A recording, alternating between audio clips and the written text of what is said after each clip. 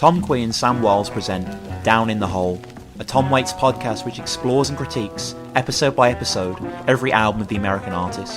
To find out more information about the show and the man himself, visit TomWaitsPodcast.wordpress.com.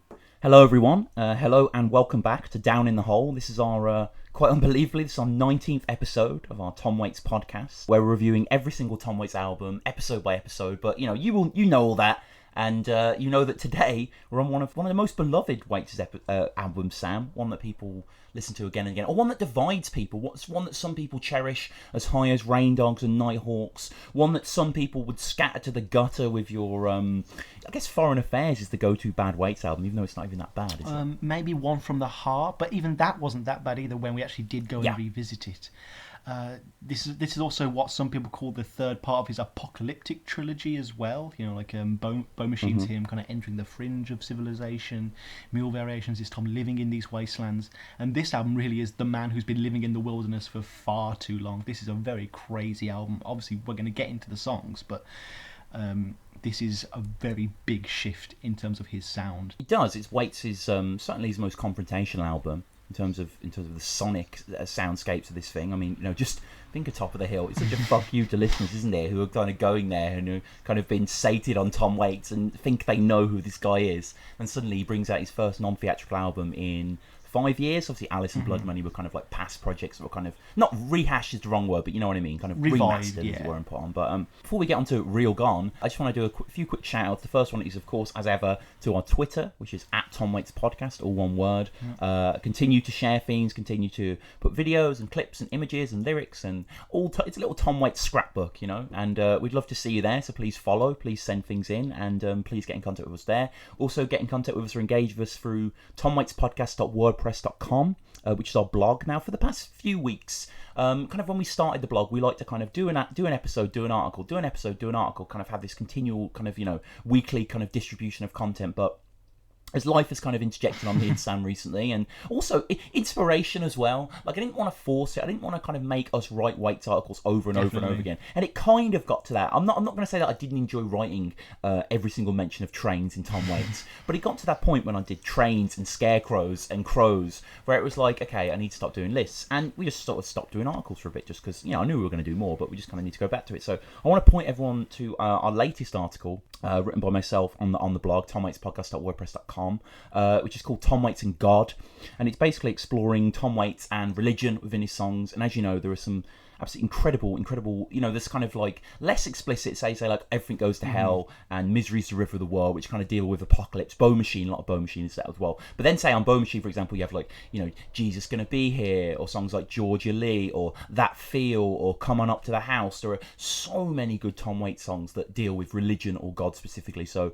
I'll just ask if anyone's listening and they're interested in that, check out the article, Tom Waits and God, on the blog as well. We also, of course, have the email, TomWaitsPodcast@gmail.com. We've got a great email today to read through as well. And I just wanted to ask, we've been getting less emails recently, and I understand that it reaches critical mass. There's only a certain type of person that would email into a really niche Tom Waits podcast. Like, I get that completely. And I just want to thank each and every individual person who has emailed in so far. It is a rare joy that me and Sam have never experienced before, and probably may never again, to have someone so passionate about something that we're so passionate about, something that we've made, and just want to talk about it more. It's a brilliant feeling, as you can imagine. And we'd like people to send emails in for orphans, because obviously for the next 3 episodes, for the next 6 weeks of the show post today's Real Gone, we are going to be exclusively dealing with Tom Waits' incredible orphans. So an episode for Ballers, episode for Brawlers, or episode for Bastards, obviously.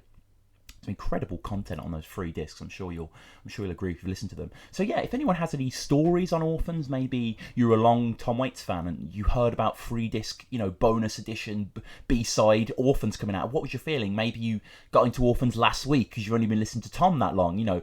Regardless, what is your favourite song off Orphans? What did Orphans send you looking back through the Tom Waits history for, and tugging at little things to see what will come out, So anything Orphans based would be really, really good. And Nick Foles, a good friend of the show, someone who not only has been in contact regularly, both through email and through Twitter, but has been good enough to do several pieces of exclusive artwork for the Twitter. which is incredible. Tom has drawn. I mean, Sam, you've seen these right? are absolutely fantastic. The latest one's a kind of cubist reinterpretation of Tom's face. It almost reminds me of something that Dali would do. They're really cool. I do personally love his lyrical interpretations. Like the jockey full of bourbon was just hilarious, as it was well drawn, really. Very, very clever, very clever. Yeah, we'll I'm not sure how many Tom Waits podcasts will actually have 2 resident house artists as well. So that's very few. It's a very few. And if there's another Tom Waits podcast, I don't want to know about it. That's all I'm going to say. So Nick begins. Nick sent us a great long email all about Reelgone and his love of Reelgone, and I think it's indicative of a lot of fans. Really, a lot of fans are incredibly passionate, and most people are passionate in the kind of like in the positive direction. Because I think when you listen to Reelgone, you have that sense of like you almost want to defend it because it's brilliant. I mean, clearly it's absolutely genius, but it's very out there, and a lot of people are going to be like, "What the fuck is this? Like, what is this? This is not Waits. This is not music." Someone's going to hear "Baby Gonna Leave Me" or "Clang Boom Steam." I'm just going to leave the room. Like Nick begins with, "Man, I haven't waxed philosophical about Reelgone in a while, and I feel like typing a bit so. As Tom himself said about the title Reelgone, it's a blues and jazz term that the old-timers use as a way of saying he was playing well or they are really tearing it up. Here, the double entendre is brilliant because of the anticipation of what people might think before he even released the material. It's also one of 3 albums to not bear Tom's image on the cover. Sam, can you name the other 2? Orphans. Orphans. He's on the cover of Orphans. Yeah. He's very He's probably his most prominent cover. Actually. Rain Dogs. He's not. Rain Dogs. He's not on the cover of Rain Dogs. No, that's true. And I've just got to go. But this is making great pod. Yeah, we've got Black Rider and Big Time. Man thinks about album covers. Yeah, this is riveting radio. And Nick basically gives us a kind of song-by-song description of all the tracks. We'll get back to some of those because some of those are absolutely brilliant. But I just want to focus explicitly on the end of the email where basically he's talking about the close of the album. He's saying that after Make It Rain, we get a slow folksy track that is nearly a protest track. And the sound is more like something off Mule than you Salt in the Senses, obviously talking about Day After Tomorrow. It is stripped down and raw, but still in that comfortable listening zone rather than a challenging record up to this point. Even the political messages subdued compared to the combative and angry Hoist That Rag. It is a calm and reflective track. And what is waiting for those who listen and continue after the silence? Well, after that breakdown, there is nothing but save Waits himself. Obviously, we have Clang Boom Steam coming into that. And then Nick wraps up by just saying, I always come back to the story of Tom as a younger musician. He wanted a rougher sounding voice, so he would scream into a pillow before shows to wring his vocal cords out so it would have that rough sound. After doing it for so many years, he suddenly no longer had to. He is an old man now with a voice that has a lot of character. He can now sing like an old blues crooner he wanted to when he was in his 20s. The problem, he has now long abandoned traditional blues music. He's making his own music now, rooted in blues, but drawing from all over. But he owes what he has now to his 20-year self who gave him that gift of the voice now. It is cyclical, just like the evolution of music himself. Anyway, that's what I think. And thank you so much, Nick. It's a brilliant review as ever. And we shall at Nick Foles, Folz, Nick as normal, on Twitter as well if you want to see his artwork and his other stuff as well. He's a brilliantly talented artist.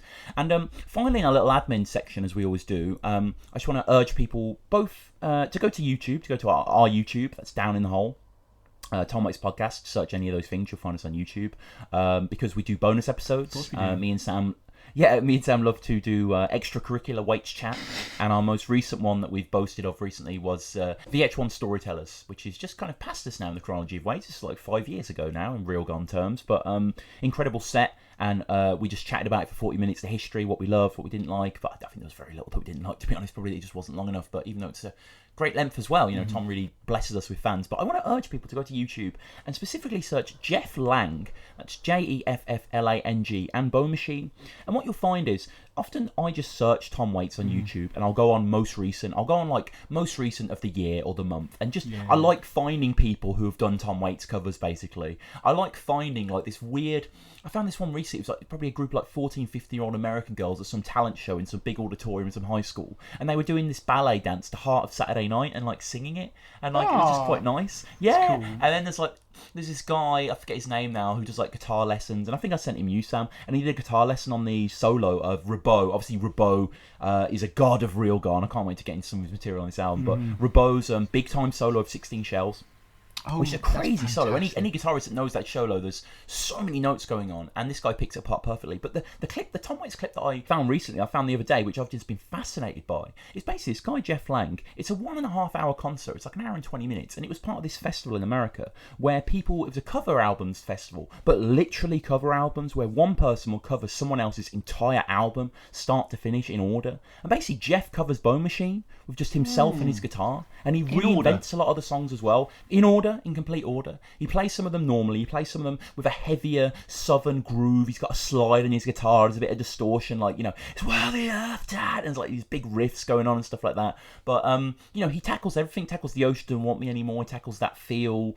He tackles Such a Scream, All Stripped Down. He tackles every Bone Machine track, and I can't rave enough about it as much. Really, I've watched most of it last night, and I watched a bit of it this morning as well, and it's incredible. So check out Jeff Lang on the Bone Machine. Definitely. But speaking of reinvention, which is of course a key theme in Waits as we go throughout his entire chronology, but especially in Reelgun. I mean, with Reelgun, Sam, I have to say that this is probably, in my eyes at least, his biggest revolution in music since Frank. Most definitely. I mean, people could say that, the shift from Frank to the Surrural was quite a big jump, but with things like Strange Weather, that was on the Big Time album, you could see more of the evolution coming. This really does come out of nowhere. You really, I don't think anyone saw Reelgun coming. Let alone Tom's fans of the 70s ballads. Like, he has totally thrown that away now. He's no longer that kid anymore, like Nick Foles so eloquently put. And it's mostly just because he's drawing on different influences now. Like, he has kind of one foot in the past now and one foot in the present. He's got one foot really leaning back to that kind of Delta blues, Howling Wolf, that kind of thing. The sounds that he's always been working on, but now he's also got one foot in. And I never thought I was going to say this on this podcast, but Tom's been getting into hip hop, and that's just fantastic. He was just talking about how people who grew up with rock and roll kind of didn't like hip-hop, and basically he just says, it's the most logical extension of the blues. It's growing on the edge of the blues and following the same tradition and carrying the same rebellious nature, and it's just as crude and bothersome or annoying and scary as rock was for some people. Blues was really scary, especially when I was growing up in the river to Chicago from the Mississippi Delta, and became electrified and sounded like, hey, we're angry. Of course, they were getting louder and a more amplified power. The same thing's happening in hip-hop, and it's another level to the whole art form. The recording techniques are different. The guys my kids listen to are people like Sage Francis and ELP, people like that. I like Missy Elliott. She's right in your face. It's amazing how clear she is. Hip-hop is filled with the noise and the rebellion and the anger of energy of today. Most people, because it's young people's music, don't listen to it. Unless you have kids, you don't stay in touch with what's going on right now. There's no reason to. You listen to your old records just like Mom and Dad did, with your kids saying, shut that thing off, and then you think, maybe I'll listen to it. And that was from the Telegraph, actually, from 2004. It's so cool that like Tom's now being influenced by his kids as well. Yeah, I mean, Waits has mentioned Wu-Tang before, and I was reading some interviews recently, and he was talking about Metropolitan Glide, which is obviously a kind of dance craze number, was inspired by the 2004 major hit by Fat Joe, Lean Back. Anyone remembers Lean Back? Remember, it was one of those huge club tracks. Brilliant song. I won't tell you why he wants you to lean back. It's slightly suspect, but it's a fantastic track nonetheless. And let's say Waits is one of the fascinations of the fan is that you don't know what these albums are going to sound like. Like, if Bob Dylan brings out a new album tomorrow, you know what it's going to sound like. He's not going to reinvent his sound. He's casting the mold. He's lazy, should we say. I'm not really a Dylan fan, so I can throw allegations like that wildly without reparation. But yeah, Waits is not that. Waits is constantly, he is this butterfly constantly emerging from a new cocoon. And he was talking to Richard Crommelin in the LA Times. This is in September 2004, and he said, quote, "Part of my compulsion is I'm unable to repeat myself in certain things. Other people are nervous when they have to digress or deviate from the scripts, and I'm compelled to change things all the time. Those last albums were more meticulous," obviously in reference to Alice and Blood Money. "There were more ballads on them, and there were strings and all that stuff. You've been kind of staring into the water, and now you want to do something that's liberating. I don't know how it really came about. You have to stay mystified by it yourself. I don't think it's something you ever want to totally control or understand. Intelligence is highly overrated." And of course, this album positively, glorifies itself. It marinates itself in, I don't want to say stupidity as an opposite of intelligence, but that primitive, cluggy nature. Often there are no instruments present. And Tom was talking to George Varga in the Union Tribune pop music critic, and he was asked by George, would you ever consider making an instrument-free all-voice album? And Waits says, we were going to do that with this one, but then thought this might be a little too crude. The idea was to do something a little more bread and water, just the bare instrument rudiments of music. No hee-haws, no buttons, no frills, no peanuts, no, and apparently he chuckles when he says this, drinks. But there is that element, there is that kind of like, just that kind of steel bone, that soul underneath Reelgone that is just absolutely compelling. And of course, some things never change, regardless of a lot of things changing around Waits in Reelgone. Kathleen remains as ever, and we have some more quotes on Kathleen about how great she is, because Tom, wonderfully can't stop waxing lyrical on his wife of at this point 24 years. He says, so beautiful, isn't it? He says, quote to Joel Selvin, she's like a heavy operator and a clairvoyant. It's rare that you get that together. She's something else, a tree surgeon and a ventriloquist, an astronaut and a private eye. You're always looking for those two things, a newspaper and a bathing beauty. It's a combination that works for us, because a lot of times I'm in a stroller waiting to be pushed out into traffic, and she's the one that will do it.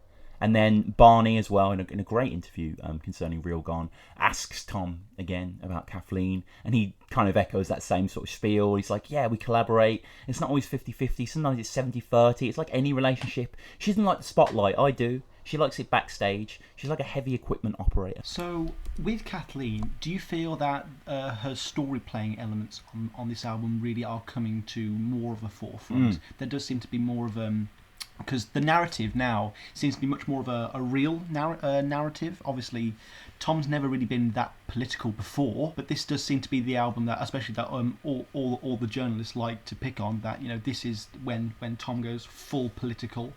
I'm not sure when the Road to Peace was recorded, which appears on Orphans, but obviously he delved into it on Bone Machine with things like In the Colosseum. But now he really is this kind of force for pointing out things that are in the present, which is so weird for a guy who is so defined about looking romantically back at the past. When he was talking to the LA Times, he basically said, "You have to be able to write about what goes on around you. Pick up a newspaper, write a tune. That's all I was trying to do. Not like I'm making speeches in the UN, but there's nothing but war in the papers now, and the whole world's at war."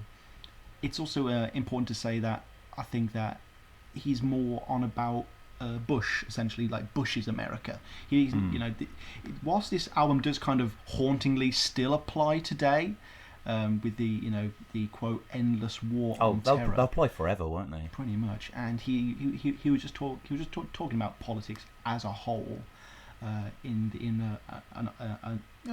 Barney Hoskins in Rock's back pages. He says, "I think we really have a one-party system with two heads on it.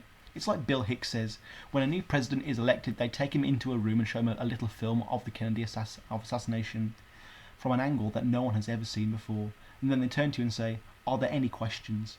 This is an enormous global cartel. We are going 90 miles an hour down a dead-end street.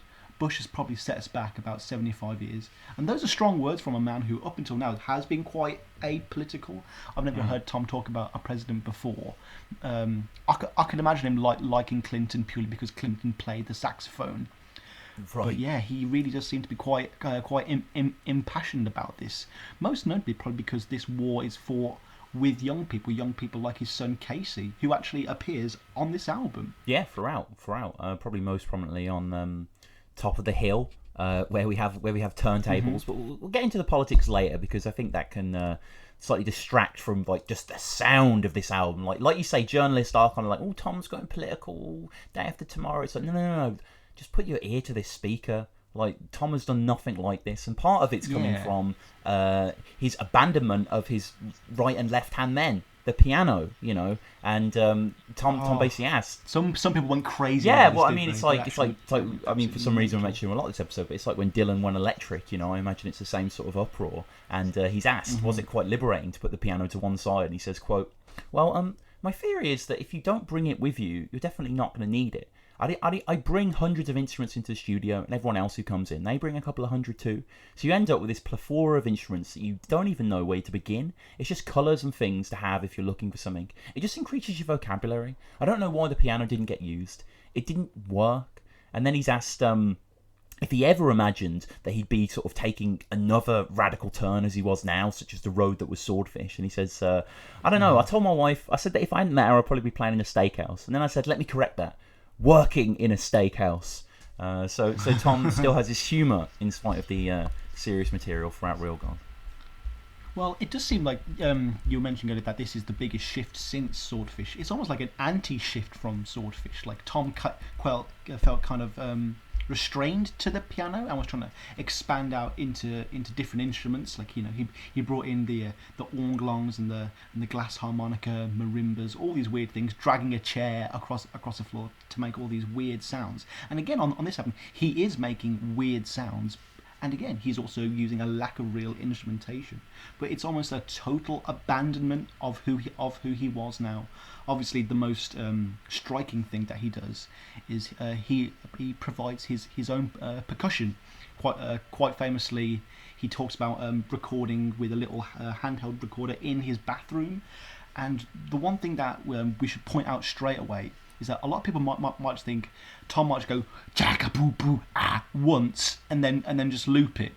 He doesn't do that. He's raw. He stretches his vocal cords to their absolute limits and will do for like the 4 minutes, the 5 minutes, the entire beat in the background. Shit. And I think he probably did this in the bathroom because Kathleen she wasn't totally taken with this whole turntable hip hop thing, and perhaps the bathroom for such an inseparable couple was probably the only place Tom could actually privately sort of experiment with this kind of stuff.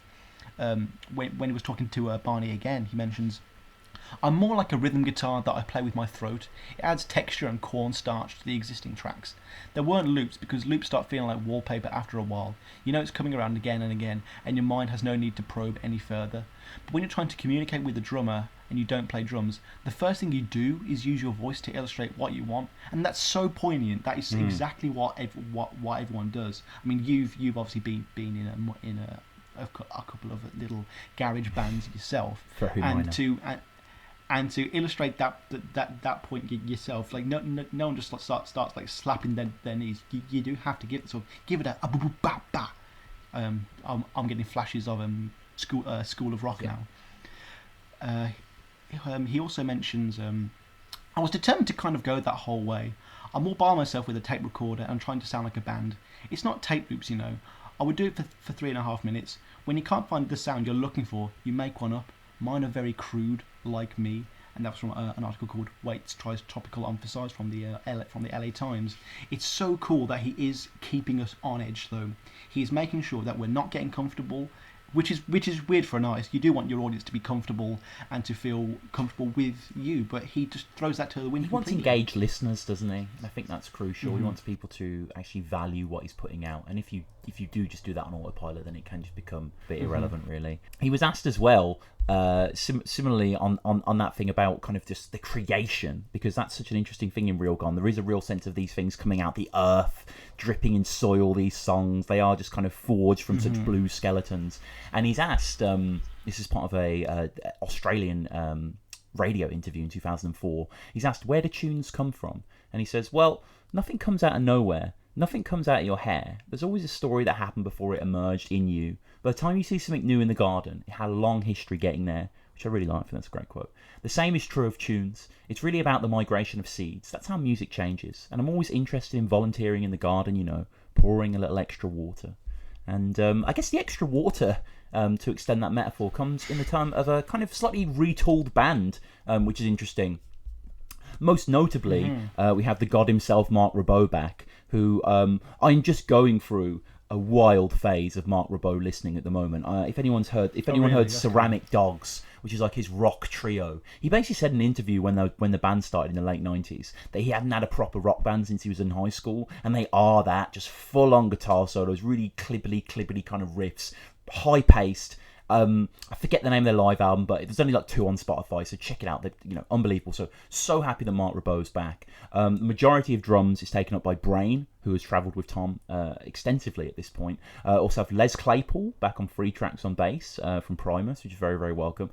And Tom's son, Tom's son also plays 3 tracks, and he does turntables on 2, percussion on 2, and he does claps on a 4th. But the turntables is what I want to come to first, Sam, because we kick off with them, and they're very prominent in Top of the Hill. Top of the Hill. I'm so glad we do start off at the top. Okay, now, I've said this many times before. This is really is nothing like we've ever heard before on a Tom Waits album. This is 2004, and before now, he knows that with each release, we're more likely to be able to outthink him. It's a constant arms race. He releases a new album, we kind of soak it in, and we try and guess with some certain degree of expectation what he's going to do, and he still manages to sucker punch every single time. I remember getting this album on a double vinyl, mostly because the shop I was perusing at the time didn't have Frank's Wild Ears in stock, and I'd heard Make It Rain and Hoist That Rag. I was like, okay, I'll pop it in, and I was expecting a Tom Waits album, but then I got a fucking Tom Waits album. Right up. The direction, I think, would have been just as shocking if it had just directly followed Mule Variations. But since the last 2 albums have essentially, like you say, been revisits there's a bit of Blood Money and Real Gone, though, isn't there? There is a bit of Blood Money, but since he's kind of not regressed, but gone back to work he'd done almost 10 years prior, it seems like he's making a concerted effort to make an even starker contrast in style and tone. Like we've gone from Fawn to this junkyard scrap heap rap, and it's totally disorientating. Again, we are put on the back foot. Tom grabs you by the scruff of your neck and he's like, okay, we're going to drag you through Real Gone now. And the first thing you hear is something you've never heard before, which is his beatboxing. Pardon the pun. He's really outside of the box at the moment in terms of his progression. I mean, how do we not already think that? Yeah, this guy's voice would be perfect for a beatboxing. It makes total sense. This is the voice we've heard through dozens of different types of manipulations, from that seedy little Waits voice he does to things like Temptation, where he's just going completely off the wall. This voice is perfect for this kind of vocal work, and it's almost some sort of shamanic primitive chanting mixed with this guttural modern hip hop sound. And just to flog a dead horse, this is nothing like we've heard before. No, nothing at all. And like on one level, it's kind of like, okay, it's nothing like we heard the tour. It's got a slightly beatboxy kind of rhythmic. You got the staggery guitar lines. You got the buzzy stuff. Like I can give or take that. Like I think that's great, and I do like Top of the Hill. I think as a song, it's slightly suspect. It's not the most fun song. It feels almost like a very long jam that just kind of starts and just kind of continues, but there's no chorus or verse, and it can get a little tiresome. One of the things that's really good about it is it really seems to value experience. So things in these songs will only happen once or twice, and if you want to hear them again, you got to go back to that minute and that second of that song. There are no real refrains here. There are little buzzes and beeps. There are little climbs. There's a bit where it sounds like Mark Ribot's guitar is falling down an elevator shaft in slow motion. I can't explain it. It happens around the 3rd minute when he's singing. But for me to be like, it happens around the 3rd minute, or what is he singing? Oh, he's singing, come on, let me get the rise up. Like, of course, there are other lyrics in this song, but as with a lot of the Real Gone, it's quite hard to understand. But for me, the reason this song is so groundbreaking, the realising that we have Tom accessing this whole new paradigm here, is his introduction of the mic check, which is a very, very interesting thing in hip-hop. You see it explicitly in Kanye songs, in Jay-Z songs. I'm thinking about Eminem in Cleaning Out My Closet. At the start of a song when a rapper will say, can I get, volume, or can I get this up in my headphones, please, or something like that. You hear Tom say that. You hear Tom break the 4th wall and say, can we have a little more of my voice? And you can hear that very distinctly in the left speaker. And whenever I've heard that, that changed the whole album for me. That's Tom. There's a theory of Real Gone that we're going to get onto that Nick touched on in his email, actually, of Real Gone as an album, the whole thing being this deconstruction of blues and music as a whole, and looking forward to the viewer. And there is that moment, like never before has Tom broken the 4th wall in a song like that. And maybe arguably in Big Time, but that had a theatrical element to it that was playing to that existential dream-like nature. But you know what I mean? Never in Mule Variations would you realise that these songs just recorded in a room. They feel so earthy and real. And Real Gone does feel earthy and real. But I love the fact that Tom is mixing these high-pitched notes and squeals and his son on the turntables, and the turntables are really there. They're really mixing. It's not like a kind of on Mule you would hear them occasionally in the background. Here they're dominant on the mix like a hip hop thing. But it's just that mic check. I think that's incredibly meta, incredibly brave of Tom, and it really helps this song. The other sort of hip hop trope we have the very scratchy turntable sound. Obviously, his son Casey's doing it, and it does to me fill me with that same joy that Tom has whenever he does find a new instrument to play with. Like, this album does feel very fun. He does feel like he's having a lot of creative sparks with all this new kit, essentially. Like the turntable is his new Calliope, essentially, and I love how his voice is just so dirty on this. It's all, like, a lot of what he's saying is almost indiscernible in terms of what he's actually saying or anything, but the chorus is almost like a bit of a hip hop parody, especially for like a painfully white guy like myself. But a lot of hip hop songs are almost defined by like a really good chorus, and for me, I can't help but not pick up on a lot of things in actual hip hop songs. So to me, this could almost be either like he is adopting that, like the mic check, or whether it's a bit of a parody of that. I'm not going to allow you to hear everything I'm saying. You've got to go back and learn it, like you have to do with real rap. I do think that this song might be lyrically one of the most generically melded, amalgamated Tom Waits songs ever. It's not that interesting, is it? Yeah. Well, I've got a list of everything he mentions. We've got slaughterhouses, death, moons, red, freeways, dogs, oceans, cars, mules, train, rains, and the end of the world. So it's almost like he's essentially saying, look, I'm just going to do a hip hop song with a Tom Waits song, and he's just getting all of his tropes together, mixing them with all these tropes of this new art form, and seeing what comes out. It really doesn't feel as planned as, say, some of the more meticulous Tom Waits tracks out there. There is that not random quality, but that sort of slapdash. Let's just see what we can create. But it does end, actually, for me, with one of my favourite signature Waits things, which is his very breathy laugh. Mm-hmm. It reminds me a lot of Missing My Son, which is that the last song on It's all the last these? song of Bastards, yeah. Yeah, but we've got some frenetic little bass in the background. The main guitarist sounds like it's down some sort of dark corridor, and there's these cute little twangs that just appear in and out. And again, it just plays to that very loose, playful nature of the song. And then we've got that great little electronic crescendo towards the end with the rising guitar tones. And there's just like this level of unbearable tension for me. And the hook, "Stop and take me on the ride up, I'm only going to the top of the hill." Like, on one level, it is just this simple yet expressive plea. But it do we trust this man for a ride? Everything that Waits has taught us so far in his discography leads to a hard no. It's just more of a fun turn on Waits' part, really, of kind of, I guess you can have unreliable narrators, and that's kind of a sort of done trope in culture if you want to plough that field. But for me, it's more about how this song feels very elevated. This song feels very a higher plane of existence when you first experience it. It's so different. The top of the hill, there's this idea of zenith and peaking. But when you examine the lyrics, you realise it's a hobo asking for a ride. It's not this kind of like, this rejuvenating spiritual aspect. It's another Waits thing. It's the cold water man. If I had to do it all over again, I'd try to rise above the laws of man. Why don't you give me another sip of your cup? I'll turn a Rolls Royce into a chicken coop.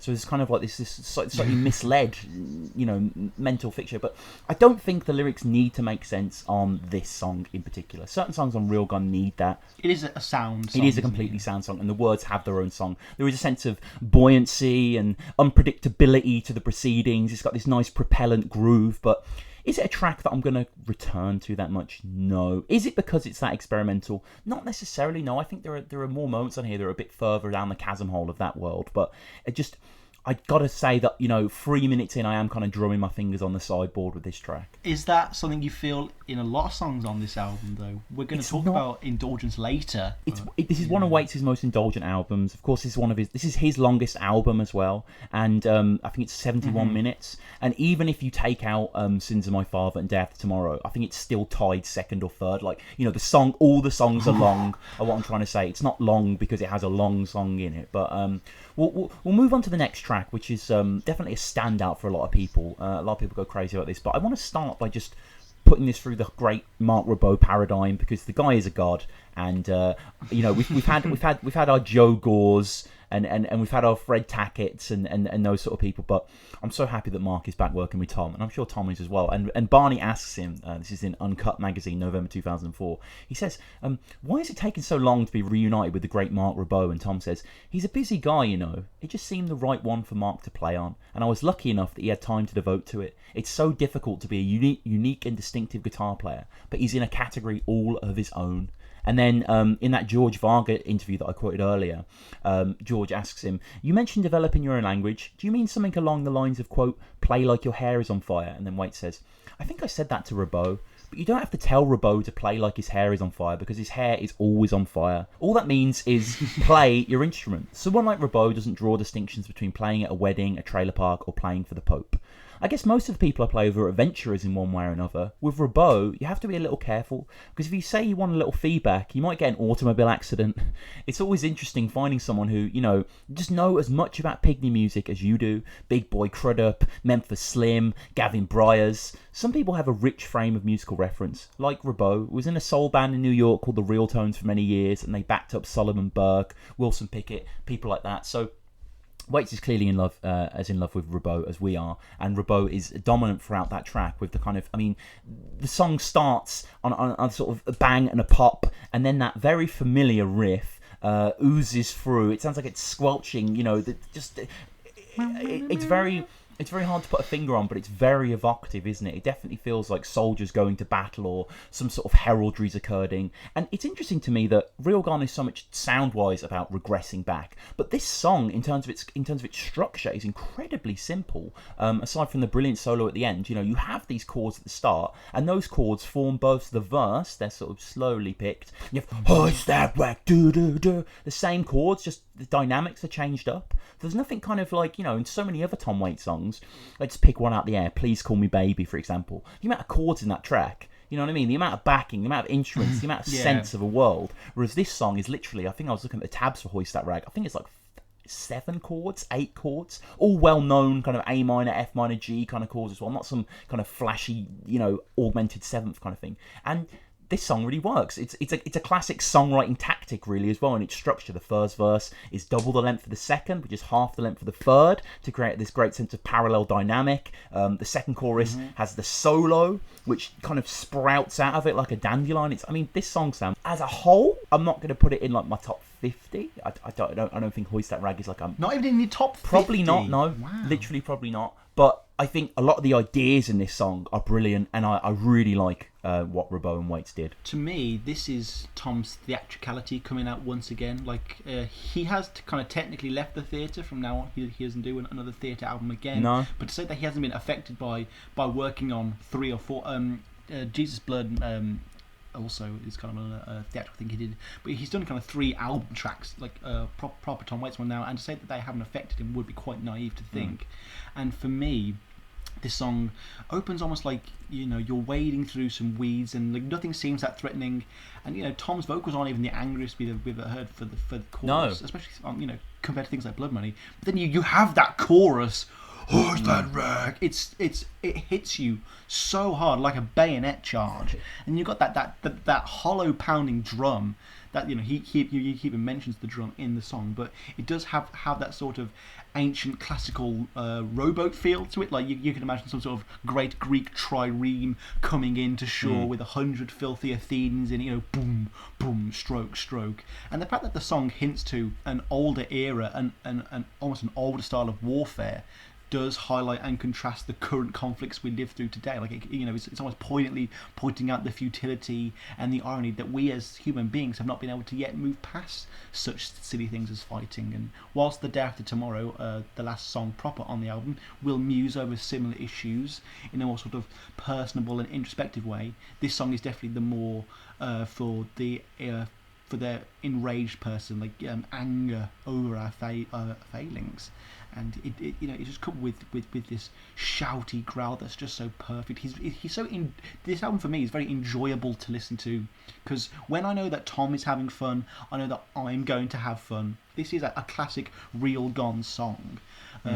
I don't think I'm wrong in saying it's probably the most memorable for people who hear this album, at least for the first time. Make It Rain, maybe? Yeah, Make It Rain was on Letterman, wasn't it? So that would be a lot of people's introduction to him. To me, this is... Well, sorry, no, it wasn't a very political song to me when I first heard it.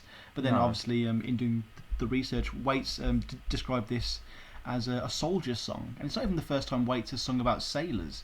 But now, rather than the younger version of himself that kind of romanticises their destinations, or perhaps gets a little bit maudlin about what happens to them after war, this is definitely a track in wartime. This song throws you into the middle of a heated conflict and just expects you just to absorb it all. It's so aggressive that it does imitate the chaos of a real combat. And it could be any amount of soldiers, like you say. It could be a modern militia going to Afghanistan, or an old Persian group or something. I love especially the third verse. we stick our fingers in the ground, heave and turn the world around. The idea of the world being something like a machine, like a bone machine, as we were. And then just the final four lines: the cracked bell rings as the ghost bird sings, and the gods go begging here. So just open fire when you hit the shore. All is fair in love and war. And then one of those kind of thunder bastards of a chorus. It's kind of why I was saying that, like, there is a lot of blood money in Real Gone, because similar to God's Away on Business or Starve in the Belly of the Whale,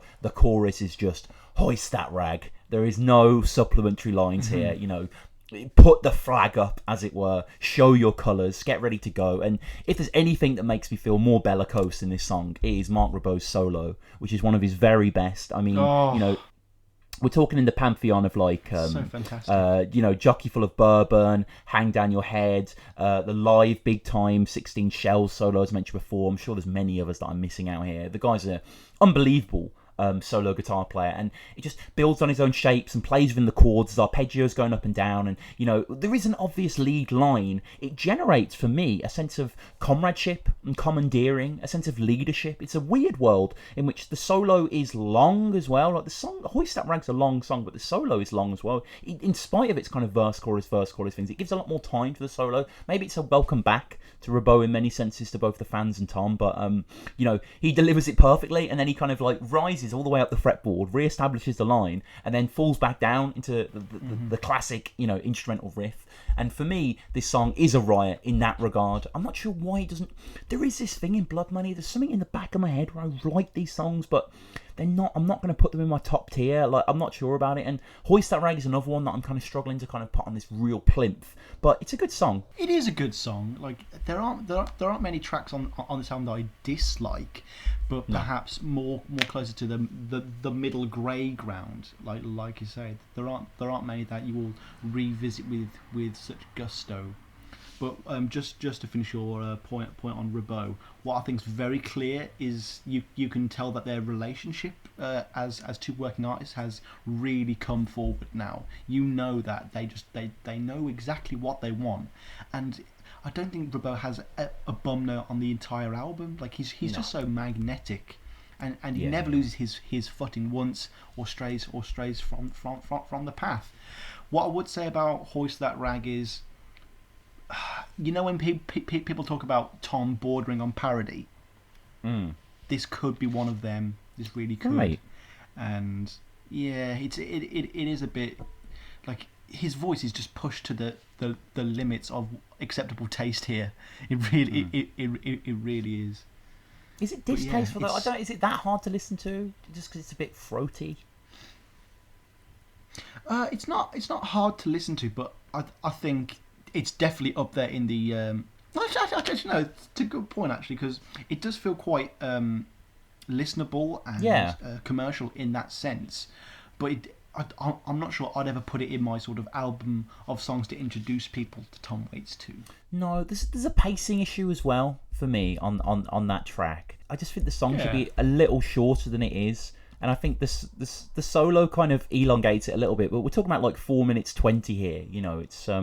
It's quite a long track, considering the majority of Rain Dogs is underneath 3 minutes. I know it's only a minute, but it can add to the feel. But, I mean, I don't know when I'm born, really, because now we get onto Sins of My Father, which is Tom's longest ever track, Sam. For me, lots of people, they get quite annoyed when Tom gets very indulgent like this, and they say, "Oh, he doesn't know what his fans want anymore. He's purely playing for himself."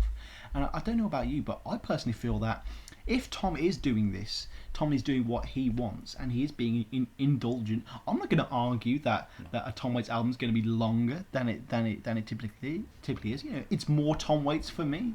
As I say, when I bought this on vinyl, I didn't know that I was getting a double album. I was so happy. I was like, oh, cool. This could be Tom Waits' White Album. It isn't, but at least I've got that same amount of just him. I like being in his presence, and for me, I was very impressed by the subtlety of this song's arrangement.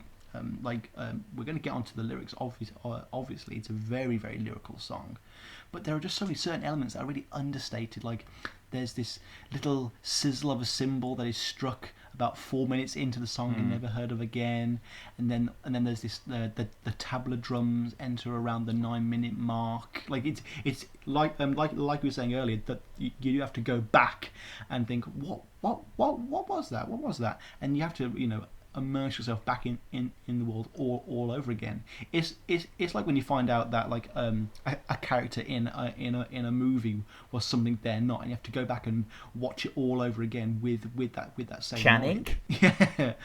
Oh man, please! It's so close till that comes out on DVD. I'm so happy. Again, dating the episode somewhat, but this song kind of has a bit of a Mule Variations type plot to it. The fact that he mentions taking the dirt road home kind of exacerbates that feeling to me. But we've got my favourite type of Waits banjo, aka minimal. We've got this really slick, subdued slide guitar, and then we get that really spiraling solo that really highlights the stresses of the song. And unlike the rest of the song, it's really quite powerful and jagged compared to such a low key song. And then we've got like the little percussion that almost reminds me of the coconuts from Monty Python and the Holy Grail. But to me, it just has this nice sway and a breeze to it. He's not. It is quite a this could have been a much preachier song if someone else had did it, and I'm glad that Tom did it instead, because he makes it quite palatable, and I think that's important for lyrics like this, really. I really like the idea of this song more than the song himself. It is just too long. Like, if I'm going to be a Philistine about it, it literally is. I cannot sit and listen to it. I just get bored.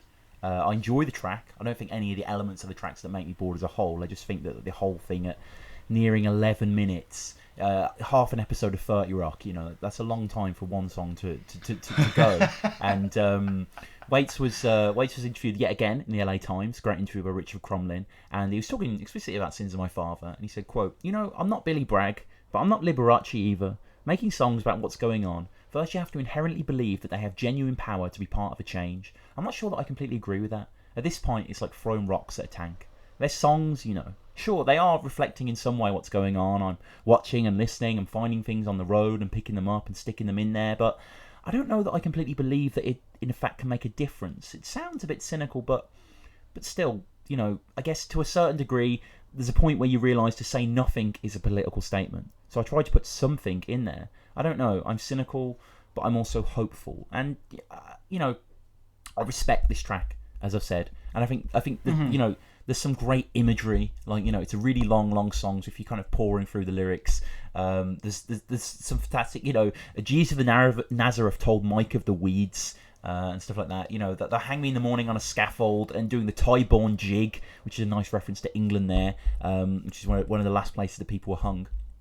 But in terms of kind of the actual track itself, maybe it's not that nourishing. Obviously, isn't it about... It's George Bush, isn't it? It's kind of got that element to it, the father, George Senior, that sort of element, right? Mm-hmm. But I guess Sins of My Father, you can go back to, like, Cain and Abel and stuff like that. It's fathers as a whole trope in culture as well is as well worn as unreliable narrators. To me, the concept itself is quite genius in the sense that it will immediately resonate to anyone who's ever been born, because you cannot be born without a father, and no one's father is perfect. And aside from the, like you say, the literal allusions of just one's own father, it does have that wider societal context, whether it is bush or even just the extinction of a whole species of animal, the carelessness of a financial collapse. The younger generation will always have to suffer from the elder generation, and it's interesting that an old man now like Tom will be doing that. He has given birth to a younger generation, and he probably looks back upon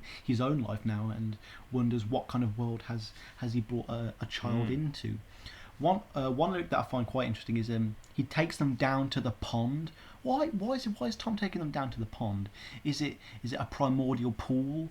Did we all come from that pond? Is it a time for rebirth, or is he just drowning these problems? Is it a cat in a sack and he's just chucking it in? He's just getting rid of it, a fresh start.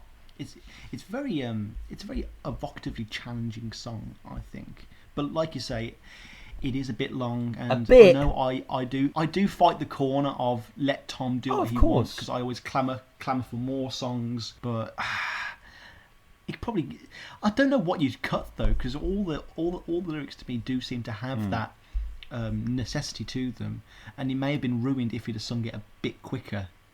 There's nothing you could take away from the song, because then the song would collapse, if you know what I mean. I definitely think the song needs to be taken in its kind of 10.5-minute whole, but it's just, I can't see myself returning to this song too great.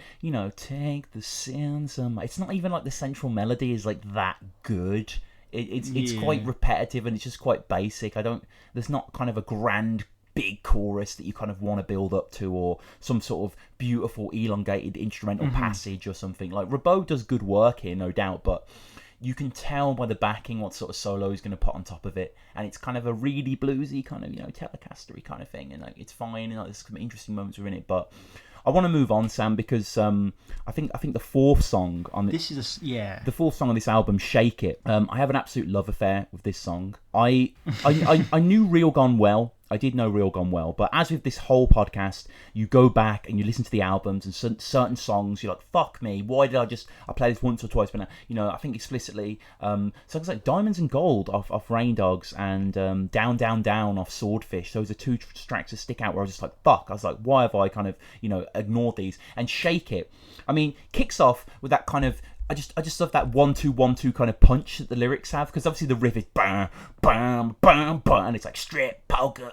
motel. Yeah, it's just got that da da da da da da da da da, and it feels very much like a blues thing. Like the lyrics are kind of scuzzy, they're kind of hard to hear. It's got that kind of like that great kind of deep throaty guitar that keeps building and keeps building and keeps building. But then you get to that breakdown moment. You know the moment I'm talking about, where he's talking about, I feel like a preacher waving a gun around, and the whole thing is, it slows, like in films when they jump off helicopters and everything's slow motion, and like someone feels like they lapse in and out of consciousness. The way the song literally, it's a literal breakdown. It just pulls on its heels, everything goes to zero as Tom just shake it, and then it comes back up. It's almost like, sort of Mia Wallace to the heart. You have Mark Ribot's solos coming on top of it, like defibrillators. His guitar lines are kind of like starking it back to life. It just, the whole imagery of this song is absolutely fantastic. It reminds me a lot of Mr. Seagull, which is a good track. Remember I Spent All My Money from Heart Attack and Vine, because that again, the vocals and the guitar happens a lot in Alice as well, but for completely different reasons. Obviously in balladeer mode there, rather than the kind of Morrison Hotel rock mode sort of thing. But yeah, this is similar to that, and it just kicks off with that guitar, and loads of great Tom lines here as well. Never been no good at staying out of jail, and then it kind of goes up and up and down and up and down, and it does have that kind of 12-bar blues structure within Shake It, and it also has.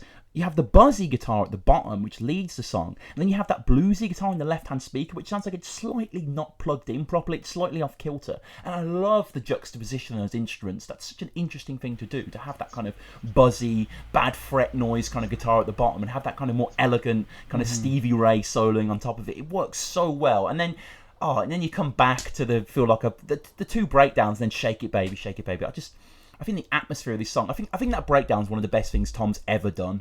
I'm seriously going to say that. I think it's just genuinely so well put together. I just think the atmosphere it creates and the sense of adrenaline. Like, I remember listening to this like 2 weeks ago, walking around Oxford, and I was like, almost stopped in my tracks. When it started, I was like, oh yeah, Shake It, this is fun, blah blah. Kind of like bait, because I had it on shuffle.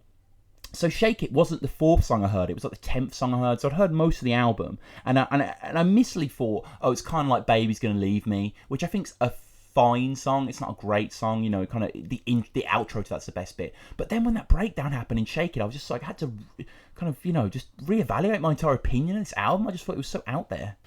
Hearing you call a Tom Waits song fine, especially knowing that you've done an English literature degree, almost sounds insulting just because it's such a basic word. But yeah, not a basic word at all. This song's selling factor, like you say, is its truly unpredictable set of constantly shifting tones, tempo, and rhythm. Like it is. You know how like there'll be 2 writers and they'll kind of merge 2 songs together, and it never quite gels perfectly. This does seem like almost 2 complete different sounds, and it does shift that entire 180 degrees from this kind of anti guitar assault on the ears, and then it just turns into this tiny little shaking hymn. And I do like when he talks about shaking it, he brings in instruments that you have to physically shake. You can imagine him dancing around the studio like a mad thing. And just how kind of Sins of My Father might have been excessive in a very good way for some people, to me this song is all over the place in the best possible way. This is what real Gone is now, isn't it? This really is just unpredictability, aggression, sounds you've never heard before. Again, every single song does make some sort of attempt to pull the rug out from under your feet to some degree. The lyrics, like you were saying with that, like he just has that really great delivery. The lyrics kind of remind me somewhat of "By the Way" by the Red Hot Chili Peppers. Right. Like, steak knife. Yeah, I feel that.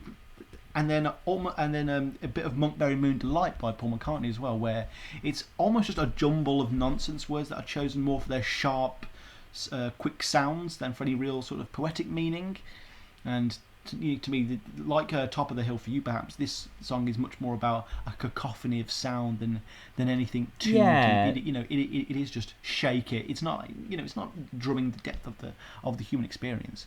But what we get is some good old fashioned Bone Machine punk that's aged a little like a fine wine, just to this discordant dirge. Like, it's really going to be heavy on this album, isn't it? Like you say, with Shake It, this was one of those Tom Waits songs that I didn't really remember at all, or its title all too much, but when that vinyl started turning for me and this song reared its ugly head, I'm instantly back in the world that the song wants me to be in. And I do feel like, how could I have forgotten this one? It really is one of my favourite Tom Waits riffs on this album.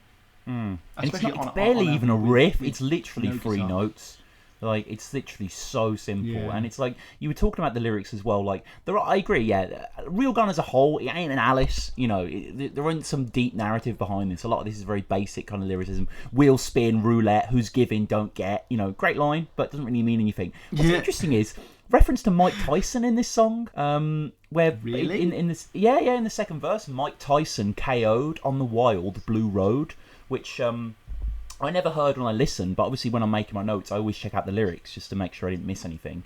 And there we go, Mike Tyson is referenced, similar to the mic check. No pun intended. In the first song of this album, there is that. Tom is really reevaluating a lot of his strictures here as well. But there's just so much good stuff here. I love Called China, Cell Phone, Chun King, Not Home. And then it goes into the breakdown. In the middle of this song, this Chinese man that Tom's trying to get hold of isn't there, and then he feels like a preacher waving the gun around, shake it, shake it, baby. And then in the second shake it, shake it, baby, in the left-hand speaker, you have Tom literally just screaming, just going, ah.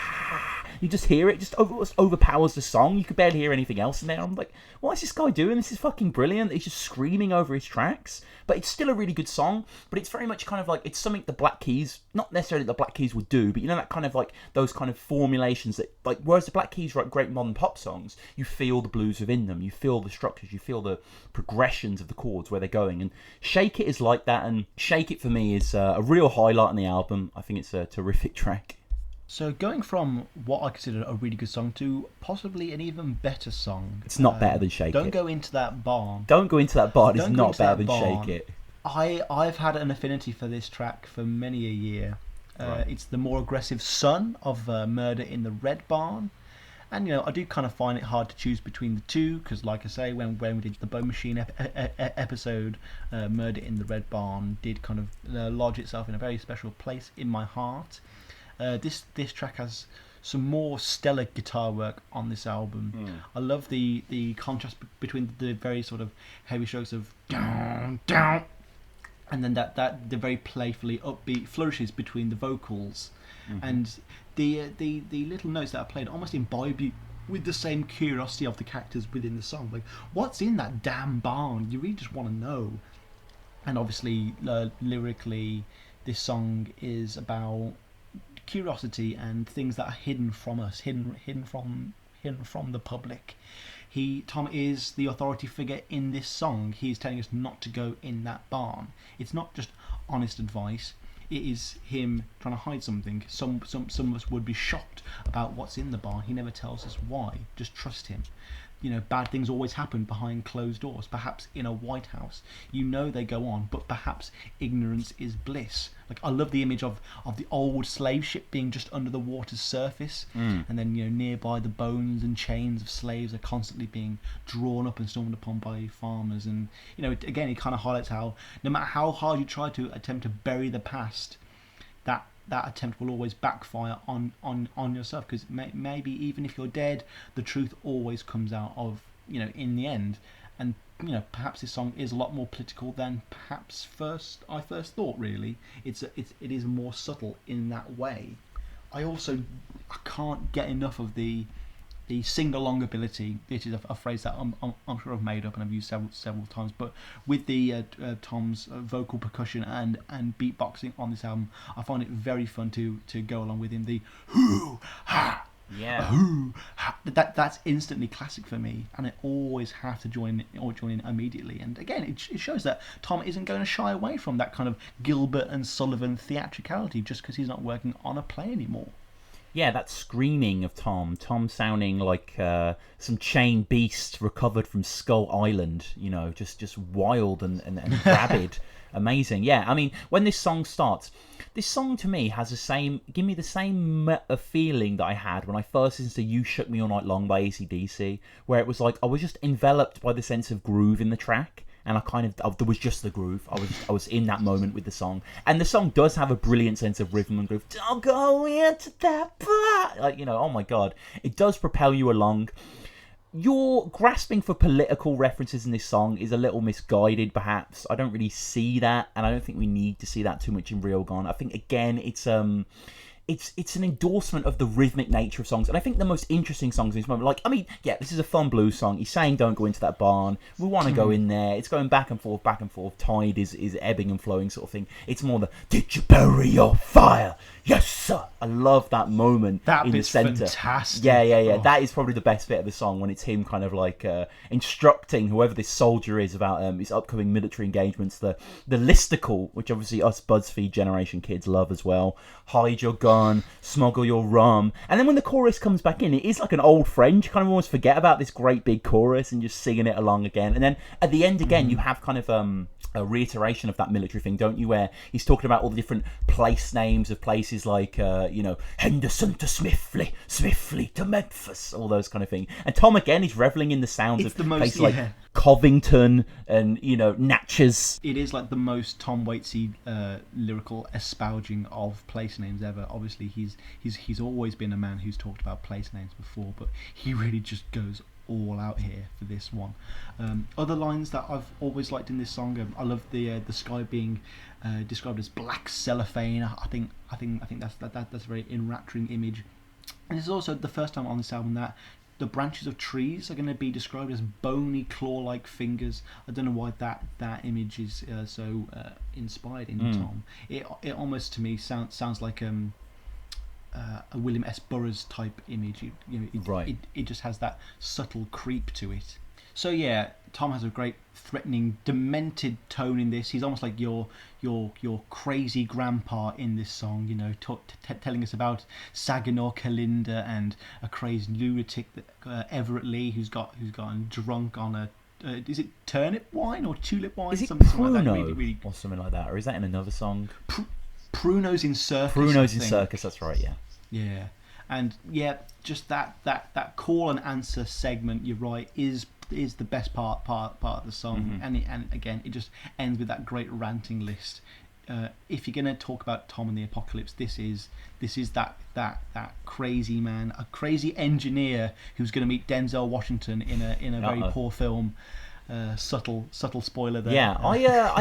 Yeah, it's like Don't Go Into That Barn. It's kind of like, I don't know what it is. There are so many moments in the song that I do like, and it does have this like grubby pulse to it, doesn't it? It does have this thrum that is kind of irresistible. But I think the maybe in terms of like critical appeal, the album went down slightly in Don't Go Into That Barn, but for me it skyrockets back up with How's It Gonna End, Sam. I think this is myself and a good friend of the show, Danny, I know that this is one of his favourite songs off Real Gone as well. And there's something about this track. At first, I kind of had this track as... There's a mode in Real Gone that you can kind of bundle quite a lot of tracks into, and you can kind of cast them off if you want to. You can put your How's It Gonna End with your Green Grasses and your Trampled Rose and your Dead and Lovely. You can put them into this kind of little pocket and ignore them if you like. And I kind of had that because the songs at first were very similar melodically to me. But How's It Going to End for me? It's so interesting because in the same way as the mic check, in the same way as the turntables, it's Tom going about face for so long now on Bone Machine and Mule Variations. I'm thinking explicitly of songs like Take It With Me and Dirt in the Ground. You know, these were songs concerned with the end of life in terms of existentialism, in terms of kind of like the imagined horrors of what happens when we die, like where do we go? Whereas in here, it's literally how are we going to die, which is even more like kind of difficult to deal with as well. Kind of like the idea of actually, because it's kind of like no one knows what's going to happen after we die, but everyone knows they're going to die. Like that is a fact. And like, you know, I love the way that Tom plays with this throughout. He gives us loads of different options. He gives us the girl who dropped like a hammer beneath the lake, the couple who left, and you know they leave the note on the hood, and they had like $3. But my favourite one is the final chorus, the final verse, the old man asleep as the credits start to roll in front of the film, and like the attribution of this old man who is sleeping adds a whole dreamlike quality to disjunction and confusion to it. I mean, people do die this way; they just die in their sleep, whether it's in the cinema or not. He didn't. But for a second you think that he does, and you realise that these states are always occurring, such as films, like in How's It Gonna End, that are always ending just as people are too. It's a constant thing that really deserves this reasonable, you know, very sharp thinking of Tom. And for me as well, the chorus has that, I wanna know the same thing. Everybody, it's just like little pauses here and there. How is it going to end? And if you weren't thinking how is it going to end, if you weren't one of the people who everyone thinks, by the end of this song, I think you are. I think it's a real convincing song for me. It really worms into my head the argument of the lyrics. It does create that existential feeling, even if like you say, you hadn't had it before. Waits has been creating these small mini stories, mini films in each of his. This song is Kathleen all over, by the way. Oh. Yeah. And Kathleen is the queen of making sure he sticks to these said mini little stories, and you know it's safe. It's safe to assume that every time he's not telling us how these people's lives end is entirely intentional. People could say that this is some minor point on the album, but that's because the song is about entirely not giving the audience what it wants or needs, because we don't know, because we can't. No one ever does know what's going to happen next. And to me, it's another one of those great songs where Tom knows that the lyrics are more important. The music does take another step back and allows the lyricism to come to the forefront. And on an album where sometimes you can barely hear what he's saying, this song is a very welcome, softer, more introspective track. I do like the plucky sound. Yeah, it's almost like a violin. The way the banjo plays is really gorgeous interesting. instrumentation, and it is just a stark contrast to everything that we hear on the rest of the album. Even though the album is technically quite minimalist in its the actual instruments used, but this one does feel very all stripped down. It's literally just Waits, a banjo, a bass, and the guitar playing softly. You can imagine this being on a 2004 version of VH1 Storytellers. Yeah. If he went back again, sure. he would do this. And his raspy voice is just so juicy on this one. It's a great song, but I didn't know you held it to such esteem, really. I do, yeah, and it's kind of came as a slight surprise to me as well. But I was just talking to Danny yesterday, and we were just discussing Real Gone and our favourite songs, and he the first thing he said was, "How's it going to end?" And I was like, "Yeah, actually, I fucking love How's It Going to End. I think it's great." And for me, it's the lyrics, it's the detail. Oh my god, like this third verse. The barn leaned over, the vultures dried their wings, the moon climbed up an empty sky. And even as I'm saying it, by the way, you can hear the three lines, can't you? And you can hear how that would play against the banjo. It's really well written. And then the sun sank down behind the tree on the hill. There's a killer and he's coming through the rye, but maybe he's the father of that lost little girl. It's so hard to tell in this light. And obviously we're going to the chorus again, and that's what I love, the constant questioning of Tom that's playing it into your head, and it definitely worked on me. But Tom was interviewed by Magnet magazine in 2004, which is a now defunct UK music magazine, and he's asked, his interview says, "I love the line, I want to know the same thing everyone wants to know, how's it going to end?" And Tom says, "What's it going to be? A heart attack at a dance, an egg that went down the wrong pipe, a wild bullet from a conflict 2 miles away that ricochets off the lamppost and goes through the windshield and pierces your forehead like a diamond." Which reminds me slightly of his big time story about the woman getting pregnant for the Civil War soldier. The son of a gun, yeah. Son of a gun, yeah. But then he continues, "Who knows? Look at Robert Mitchum. He died in his sleep." That's pretty good for a guy like Robert Mitchum. Obviously, Robert Mitchum, a very Tom Waits style figure, a classic noir American actor who's been in a ton of great movies from the 40s and 50s. But yeah, how's it going to end? He has this nice lulled backdrop. It's smoky and dreamy, you know. There's the occasional intrusion, very delicate, of horns and bass that bring a bit of, you know, shades to the proceedings. But what I find most fascinating about this song is the question: how's it going to end? And I think Tom encapsulates it perfectly, not through some sort of philosophical doctrine where he's weighing up what does happen or when the body ends, what happens to the soul. He's telling you how's it going to end through 3 or 4 very clever stories that make things seem mysterious that maybe aren't, which is what Waits is so good at. And this is a jewel of Real Gone in my eyes. Yeah, 22 short stories about Tom Waits. But from one song that is very, very low-key, we are going right back into the madness. We're going back to the beatbox and turntables. Oh, shit. We're going back to the Metropolitan Glide. Bwah, bwah, bwah. It's You ready? Yeah. This song, like its percussive element is just as hard hitting and bass as any real drum, and like you get that obvious mic distortion that really adds this sort of tangible mercurial element to the vocal performance, and it just makes it so much more raw and angry, and it's just such a good way to begin a song. Like you are getting so pumped by the end. And for me, I do end up kind of confusing this song somewhat with Top of the Hill. And maybe Tom, you know, isn't as distinctive enough in his sounds with this whole hip-hop malarkey. He hasn't created as many divergent sounds. Like, they do kind of fit that same mode. Though I don't think this song is as successful as Top of the Hill. We did a poll on the Twitter recently, didn't we? We did. Top of the Hill won out.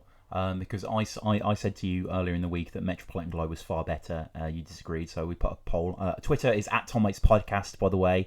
Also, if you are aggrieved or you agree with anything we've said about Real Gone or anything else, Tom Waits, TomWaitsPodcast@gmail.com. Please get in contact with us. But yeah, we put on the poll there, and if on top of my head, I think Top of the Hill won like 60-40 or something like that. So, you know, there was a little bit of a split. I really don't know what you're saying. This song's a million times better than Top of the Hill for like 1,000 reasons. And I think one of the main reasons that I fucking love this song is it's Tom Waits doing a dance craze song, which is the great. I mean, he's not doing it legitimately, because obviously Top of the Hill doesn't really have anything going for it. It's more kind of the sound soup than the content, whereas I think Metropolitan Glide has both. And, you know, yes, it would have been fun if Tom did a sincere dance track, but he still has a go, and it's still brilliantly gnarled in its beauty. So Waits' interview by the Toronto Star, this is for an article called Songs of Decay from Waits, and this is from October 2004. And in the article it says, Waits is especially pleased with Metropolitan Glide, inspired by a genre seldom heard since the early days of rock and roll. Quote, Instructional dance songs are a rarity these days. When I was a kid, it seemed that every single that came out was an instructional dance song, like the Locomotion, the Jerk, the Peppermint Twist, the Grind, the Mess Around. There are a million of them, and I think we mentioned them before in a recent episode, actually, Sam. But I love these dance crazes, and just a little bit of history on dance crazes as well. This is from Wikipedia. Fad dances are dances, like Metropolitan Glide, which are characterised by a short burst of popularity, while novelty dances typically have a longer lasting popularity based on their being, etc., etc. Dance crazes have been a part of social dancing for some time. In the Renaissance and after, European monarchs and nobles played host to a long succession of dance fashions, many of which spread into wider society. In the 20th century, the advent of records caused novelty dances to arise and disappear in much more frequency, spurred by printed media, radio, movies, television, and the internet. In the early 1920s, there were a string of dance crazes, including the jitterbug and the charleston. The tango swept the world in the 1910s and the early 20s, and was soon appropriated to the standard dance repertoire, the first in a series of 20th century Latin music dance crazes that included the meringue, the samba, the mambo, the rumba, and the cha-cha. As the pop music market exploded in the 1950s, successive dance fads were commercialised and exploited. From the 1950s to the 1970s, new dance fads arrived almost every week. Many were popularised versions of new songs or styles or steps created by African-American dancers who frequented the clubs in New York. So we have songs like the Madison, the Swim, the Mashed Potato, the Watsui, the Hitchhike, the Dog. And then we have kind of more modern ones as well. The Macarena, Cha-Cha Slide, Gangnam Style. Gangnam Style? Yeah.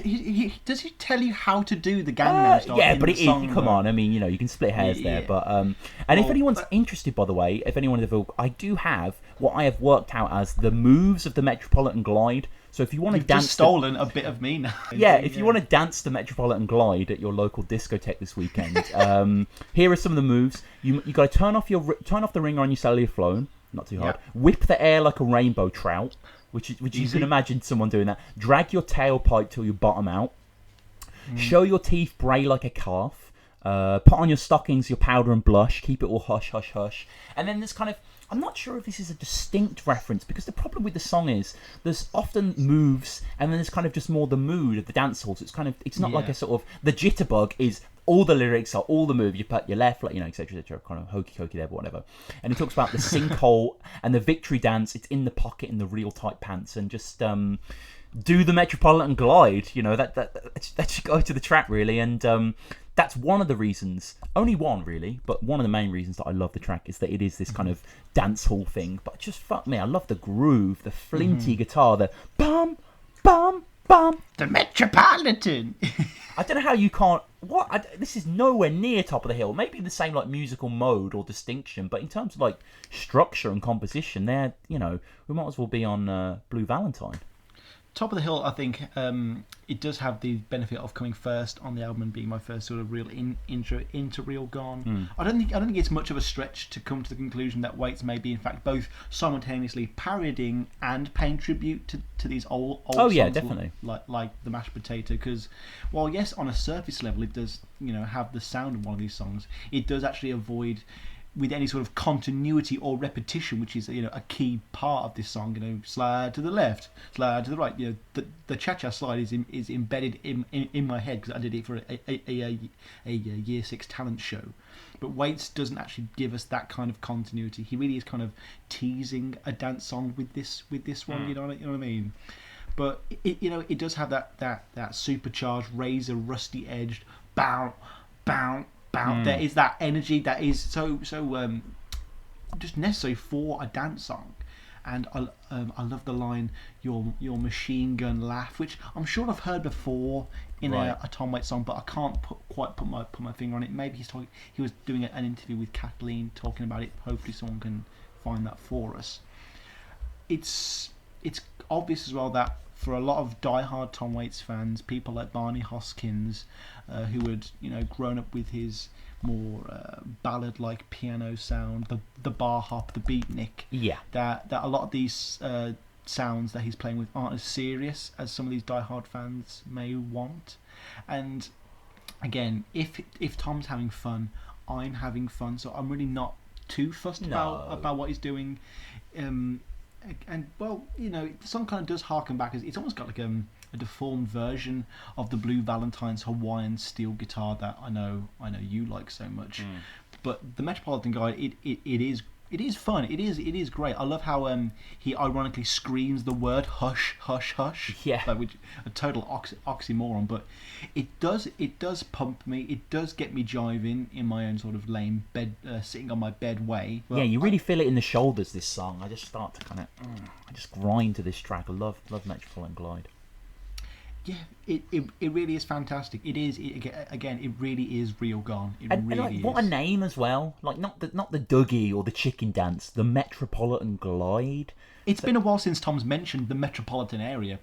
Probably since Nighthawks. Yeah, explicitly. Yeah. Well, I mean, like kind of Rain Dogs is based in New York, isn't it? But it's interesting actually. I was doing a bit of research on this song and Real Gone as a whole, and it's funny what you say about Barney and how I know Barney finds a lot of Real Gone tin to his ears, doesn't enjoy that. I mean, this is someone who called Clap Hands tuneless, so you know, again, I always have venom when I deliver that issue, but I also want to say Barney's the greatest. Everyone should buy Low Side of the Road.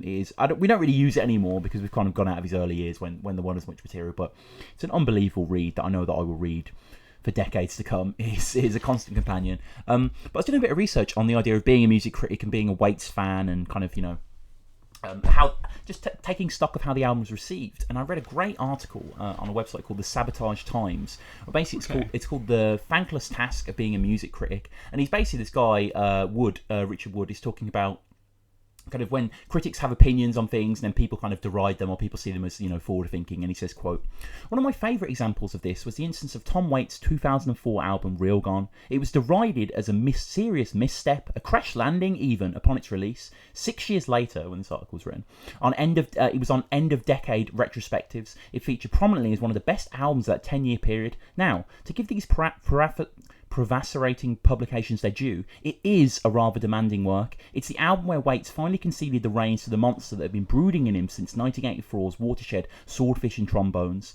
The songs are dominated by guttural scats and blood roars. God, I'm reading this terribly. Blood raw roars. That's quite hard to say. Blood raw roars, which Waits has been developing since 1999's Mule Variation. And a musical setting is a parched and gnarly combination of wrecked guitars, broken bass, and pots and pans percussion. The album doesn't welcome you warmly to its shores, but instead presents a fascinating challenge, one which was ducked by most critics. The reason, at least in part, the time constraints. What happens with deadlines is a reviewer cannot submit copy which is unsure of itself. This would satisfy neither the promotional requirements nor the writer's own sense of internal coherence. The option must be clear, the judgment ostensibly final. 4 stars, no more or no less." So it's interesting to think that, isn't it, that when this album came out, that it was such a challenge for people to listen to, because I guess kind of we've been so sautéed in Waits for so long that even though this is such a kind of, you know, weird left turn here, there's still so much of the man in here that there's recognisable elements. I know where he's come from. I kind of know where he's going. I never lose my trust that he's going to give me a great experience on an album, and that kind of trust is always reinforced with songs like Dead and Lovely. This is before we start, is a song that was used during the opening of a film we reviewed a few weeks ago for our Real Gone segment. That's Real with 2 E's. I knew that was going to be confusing for this episode in particular. But it was a film called Wrist Cutters, a love story, and it starts off with this wonderfully maudlin tone as our main character cleans up his old apartment just before he kills himself. And, you know, whether it's about delaying the deed or making sure people just don't think he's an untidy asshole when they find him in the bath is kind of, you know, it's left up to the audience. But the accompaniment of this song just sets off the film beautifully, because again, the thing with Tom is he has this great ability to write sad lyrics or dark lyrics whilst having a very enjoyable melody to all of his work. If I had to pick a song off Real Gone that I end up singing to myself that I really wouldn't expect, much like you with I wish I was in New Orleans, that this would be this song. Just the way the opening lines roll off that wheezy tongue. She was a middle class girl over her head. It's fantastic. And, you know, again, it's another riff that I'm absolutely in love with. Ribot crafts something that's just so mellow, and it's very rare that I find myself inside a Tom Waits arrangement that I really feel like I can chill out to. You know, you've got those gentle, relaxing brush strokes on the drum, and it's great dark lyricism, such a beautiful melody. It is a beautiful melody. I don't know if this song, kind of the campfire yarn of this track, it doesn't quite stick with me as much. It's too long. It's 5 minutes 41, this song, and there isn't much going on. Like, I agree, the melody's nice. The guitar lines are comforting and a little predictable. But it's just, it needs a bit of pruning for me, especially in an album that has a lot of lengthy tracks on here. It's another murder ballad, more explicitly than How's It Gonna End, which kind of hints to death. This deals with it, in a much more forward-thinking way. And Tom was actually talking about this song, because obviously this, song's based on a real person. Definitely, yeah. Carol Wayne. Carol Wayne, yeah. So Tom was speaking in 2005 on a radio show, and he says, live hard and die young. You have a good-looking corpse. People that live in your memory as beautiful people because they died when they were young. They'll always be young. They'll always be beautiful, and they'll always be dead. You know what I was thinking about? There's a girl named Carol Wayne who used to be on The Tonight Show, and she did goofy, dumb, blonde stuff, and she was real shapely, and she died in Mexico, and I don't know if they ever solved the crime or not. It always made me kind of sad. And just a bit of Wikipedia follow-up. In January 1985, Wayne and a male companion, Edward Durston, were vacationing in Mexico. After having an argument, Wayne reportedly took a walk to the beach. 3 days after, a local fisherman found Wayne's body in the shallow bay. An autopsy performed in Mexico revealed no signs of drugs or alcohol in her body. Her death was eventually ruled accidental. So Dead and Lovely is a kind of very, very sad backdrop. And while I'm a little reserved about this song, I just don't think it's not something that sets me alight, but I do recognise it is a really good track. I love the line about the guy that eventually kills her. He's not the kind of wheel you fall asleep at. He wore it on his arm like jewellery. There are very arousing images on this. Beautiful. One of the weird things about Carol Wayne is that quite famously she had a very large bosom, shall we say, and celebrities in Los Angeles and New York would always joke that she'd never drown with boobs like that, and it's a very, very, very ironic end for her.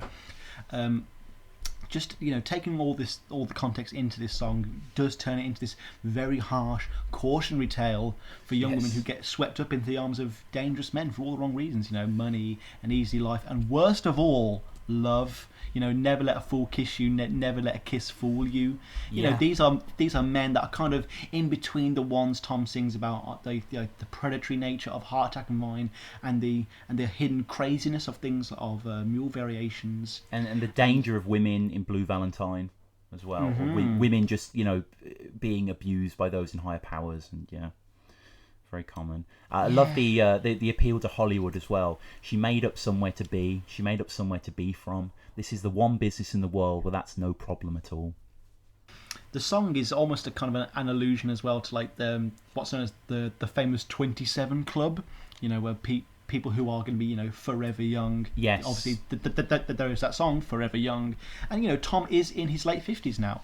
He will now never die young and be remembered solely as the Nighthawks at the Diner guy. Is that a good thing? Is that a bad thing? Perhaps he's lucky that he had only gotten better, because he will look around and see how many of the guys who he was coming up with kind of sold out or changed for further worse. We all know Cobain, Biggie and Tupac would have all been working for Starbucks right now. Right, yeah. So Tom, he's kind of just doing. There definitely would have been a Cobain Beats headphone. Not to drum the political angle again, but when Tom was talking to Magnet in 2004, he said, "There's that line on Reelgun about she was a middle-class girl, she thought she could stand up in the deep end, which struck me as something a father would come up with. Am I off base?" And Tom says, "No, but consciously, it was one of those things you think about when you're a dad. When I see these pictures of those kids coming home from Iraq, they're my son's age, 18, 19 years old. That's who's over there." So whereas like maybe Tom isn't as he isn't as political as perhaps some BuzzFeed journalists might like to think, he does have this inability to be completely separate from the world around him, which I always find very interesting. Another thing that's interesting about this song actually, I think this is the first song since things like Nighthawks at the Diner where Tom's clicking on the song. I haven't heard him do that since his Beatnik days. No. his voice, his rasp, his telltale rasp seems to have no theatrical agenda to it in this one. It is just this kind of defeated voice, and there's this minimal amount of distortion, which is odd for Real Gone, which kind of almost ironically conveys the distorted worldview of the young woman that he sings about. It really is a tragic song. It is incredibly tragic, and just knowing the backdrop even compounds that. But we'll move on to something that I guess there is a tragedy in Circus, right? I mean, the lives these people live are quite depressing. But Circus, to me, it feels like, Tom, do we need another one of these? Well, okay, hang on. There are so many critics and reviewers out there that call tracks like this the obligatory spoken word track. It's not even. It's more the catalogue of freaks. I like the spoken word, Tom. It's just we've had these songs quite a few times now. Is this a bit of a Lucky Day overture for you then? Exactly. Or the start of Alice, or I'm sure there were other ones we're missing out as well. Just that kind of that cataloguing of abnormality I've just kind of done with. That's not saying it isn't done very well, and there aren't some great moments here. Me and Molly Hoey drank Pruno and Kool-Aid, and she had a tattoo gun made out of a cassette motor and a guitar string, and she soaked a hanky in 3 roses and rubbed it on the spot and drew a rickety heart and a bent arrow, and it hurt like hell.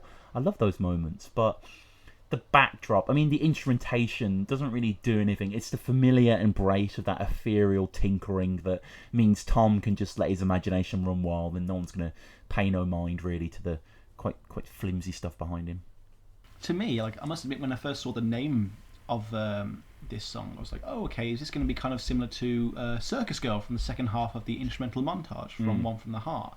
And, we kind of knew what to expect from that song. I think Tom was a little more predictable in his sensibilities, especially on an album where he had to revert back to a mode that he'd thoroughly abandoned. But to me, I need to say it right away that this is Tom's best world building for me personally since Shore Leave. This isn't some mad circus that we've seen before, but a very intricate, very hyper-real world inhabited by clearly realised and colourful characters.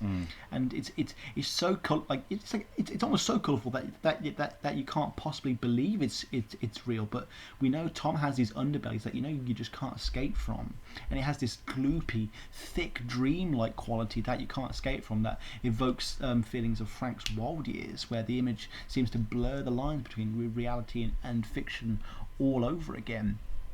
Tom was doing an interview with Magnet again, and the interviewer says, Circus is the kind of William S. Burroughs hurdy-gurdy narrative you've been honing to the perfection of your entire career. A lot of your albums have the great spoken word piece, Shore Leave, Ninth and Hennepin, What's He Building, but I think Circus is the best. You've got horse-faced Ethel, you've got one-eyed Myra on her Roy Orbison t-shirt bottle-fielding an orangutan named Tripod. Is that because he's 3-limbed? Tom laughs and goes, nah, I think he got that name because he always has an erection.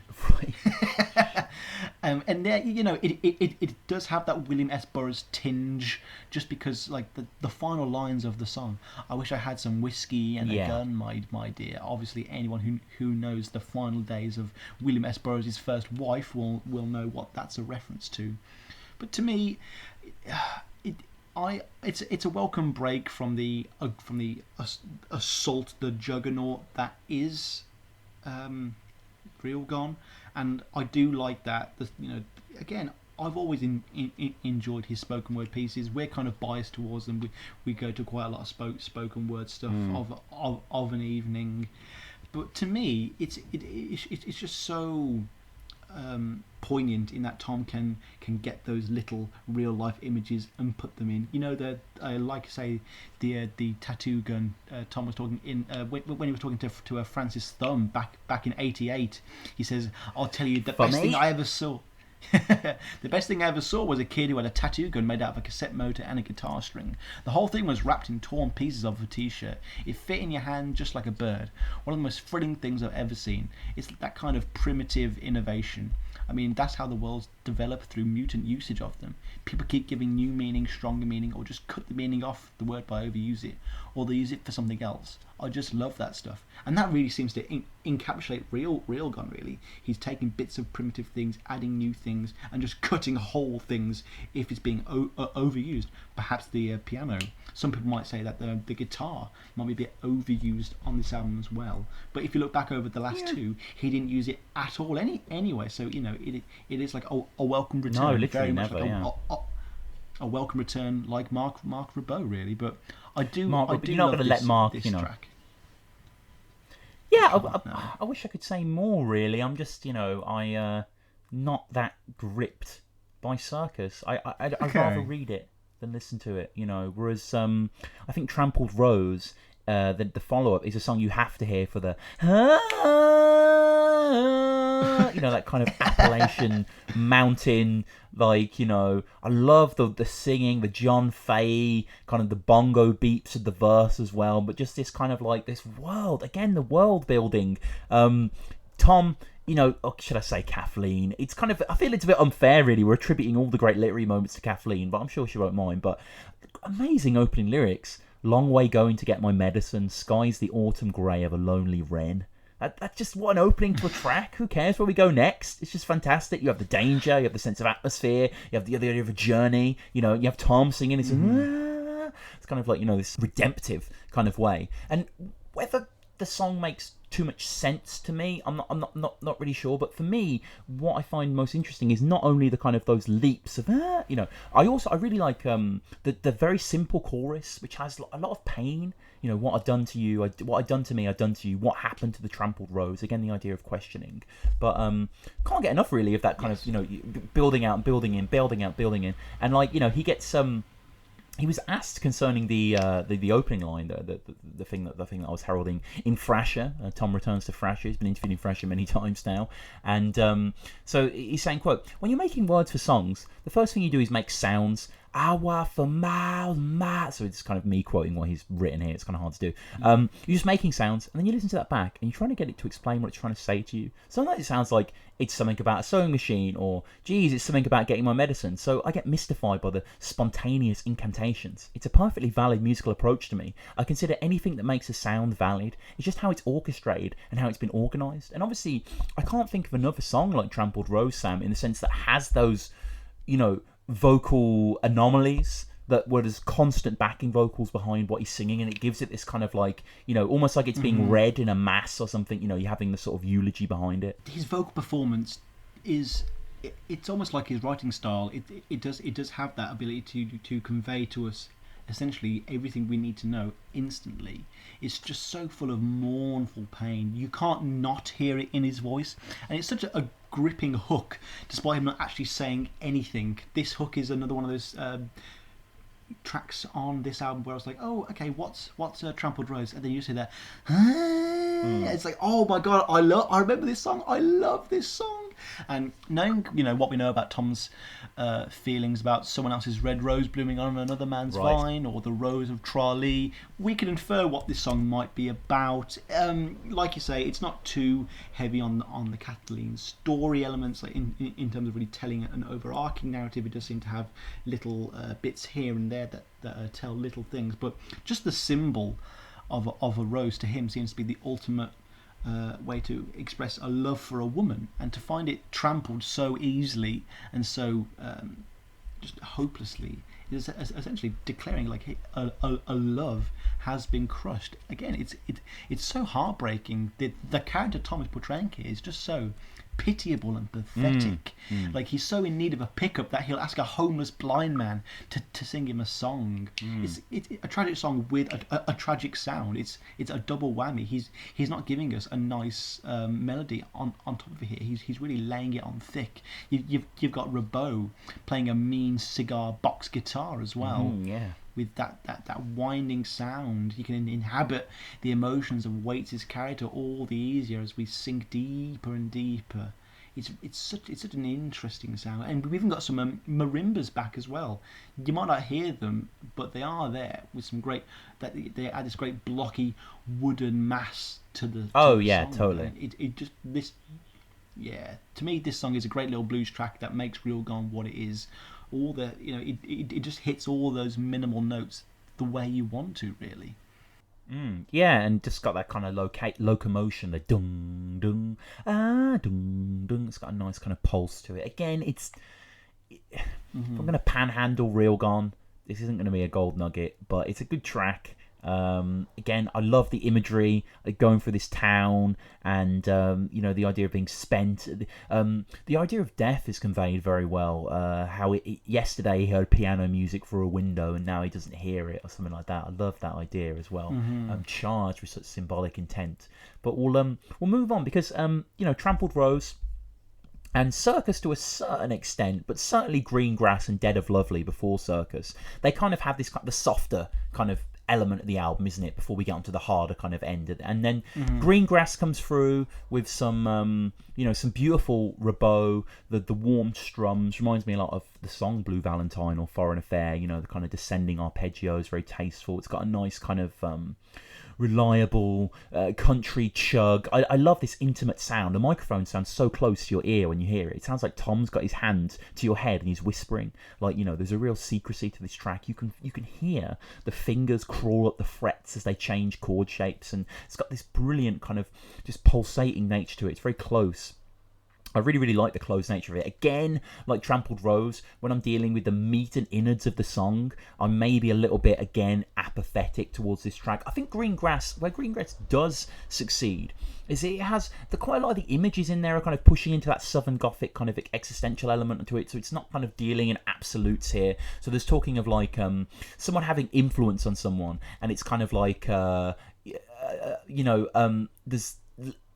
This guy's in the grass, isn't he? This guy's kind of beneath everything, and kind of like the idea of there's a bubble of him floating in you, which I think is a really weird image. Like the idea of a bubble in songs. A bubble is completely fragile, so it's not kind of a real kind of like a popping bubble in that sense. But the idea of a kind of spherical influence kind of rising inside you, I love that fact. But obviously, this guy is in the grave. He's asking the person to. Remind him of the world. Well, see, I didn't know that. I didn't know that until I'd actually gone on the Tom Waits library and just looked at the liner notes, and it is the line "Describe the sky to me." That is the real giveaway, and it's probably the first twist since Christmas Card from a Hooker in Minneapolis, really. And it's a fantastic way of just engaging the audience through a song, and again, he keeps you on your toes because you never know what's going to happen next. I must say, I find Greengrass to be a bit of a minor note on this album.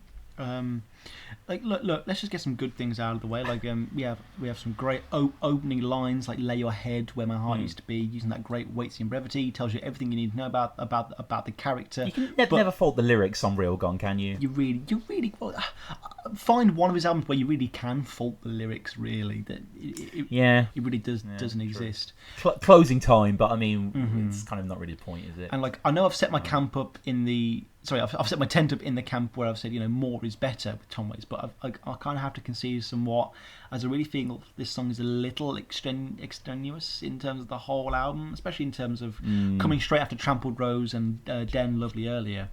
And like the fact that it's so short makes it kind of feel inconsequential to a lot of the bigger stories on the album. And I know it is portraying a smaller story, it's just two people and someone's died, but there aren't really too many things that save yet another nice lyrics, nasty voice song. I am a big fan of the whistling on this track though, and it almost saves it for me, but it feels like it's a little too late, like many innovations on mediocre Waits tracks where you think, oh, he's going to take it somewhere better now, and then it's just over. Yeah, I know what you're saying with the whistling. I think there's whistling on Day After Tomorrow as well, and it kind of lends that kind of corporeal of the body kind of sound. I think one of the main criticisms I'm going to volley at Greengrass though is Scarlett Johansson chose it as one of her songs. Oh, did she? So therefore it's forever marred. Yeah.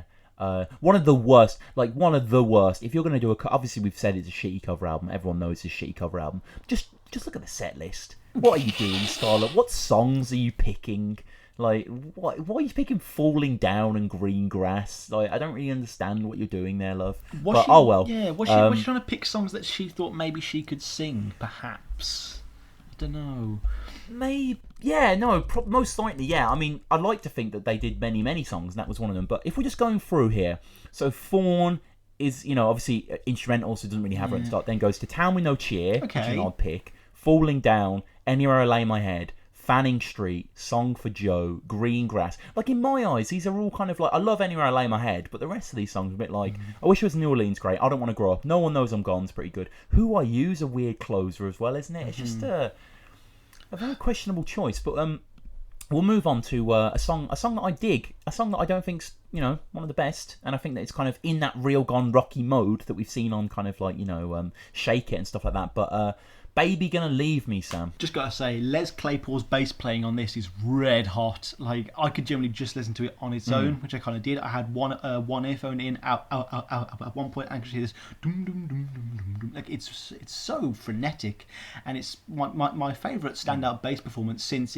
Such a Scream or the telephone call from Istanbul Live. It just flies around, doesn't it? And on a song that's so intentionally aggressively grating, the fact that there's this like sort of kooky bass line living underneath the surface of the water is just a real treat.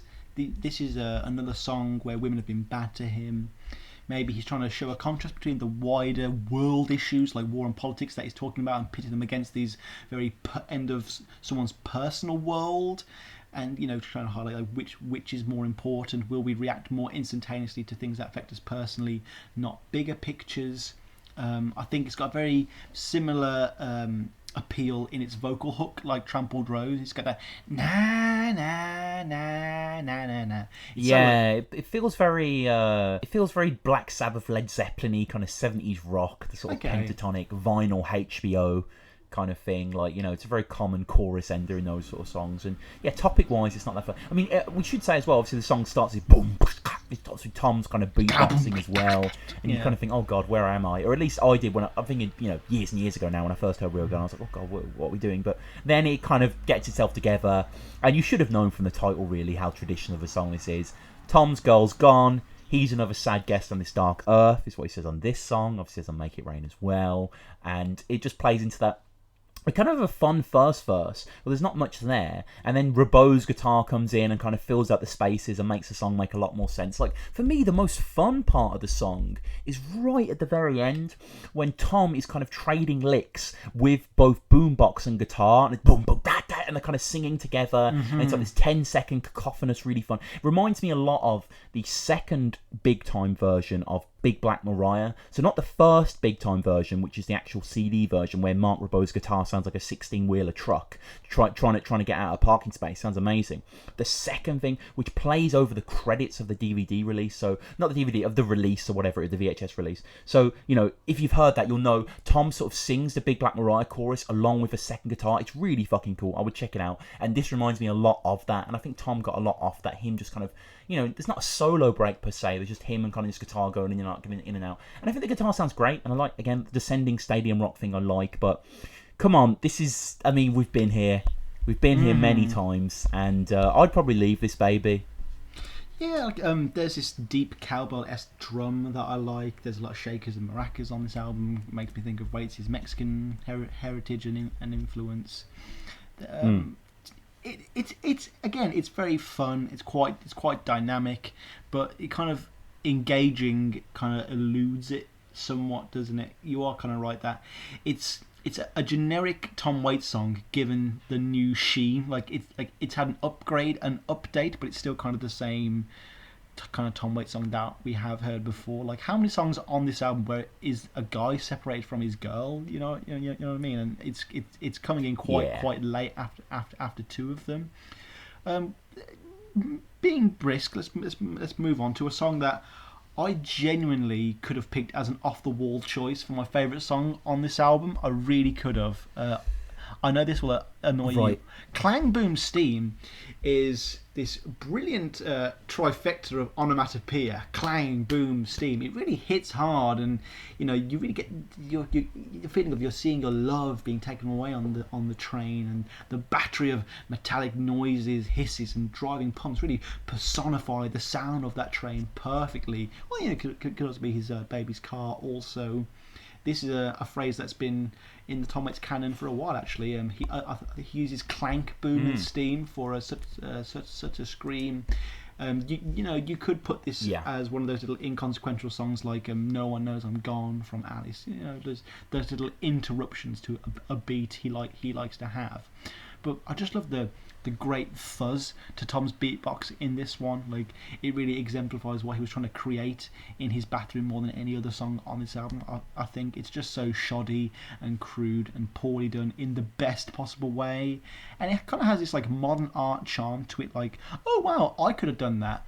But unlike modern art, not only didn't you do it first, I don't think anyone else could have done it first, which I think is a quite important distinction. This song just really sticks out to me on the album. Again, going back to the fantastic Magnet interview, it's quite interesting to see which interviews come into these episodes more than others.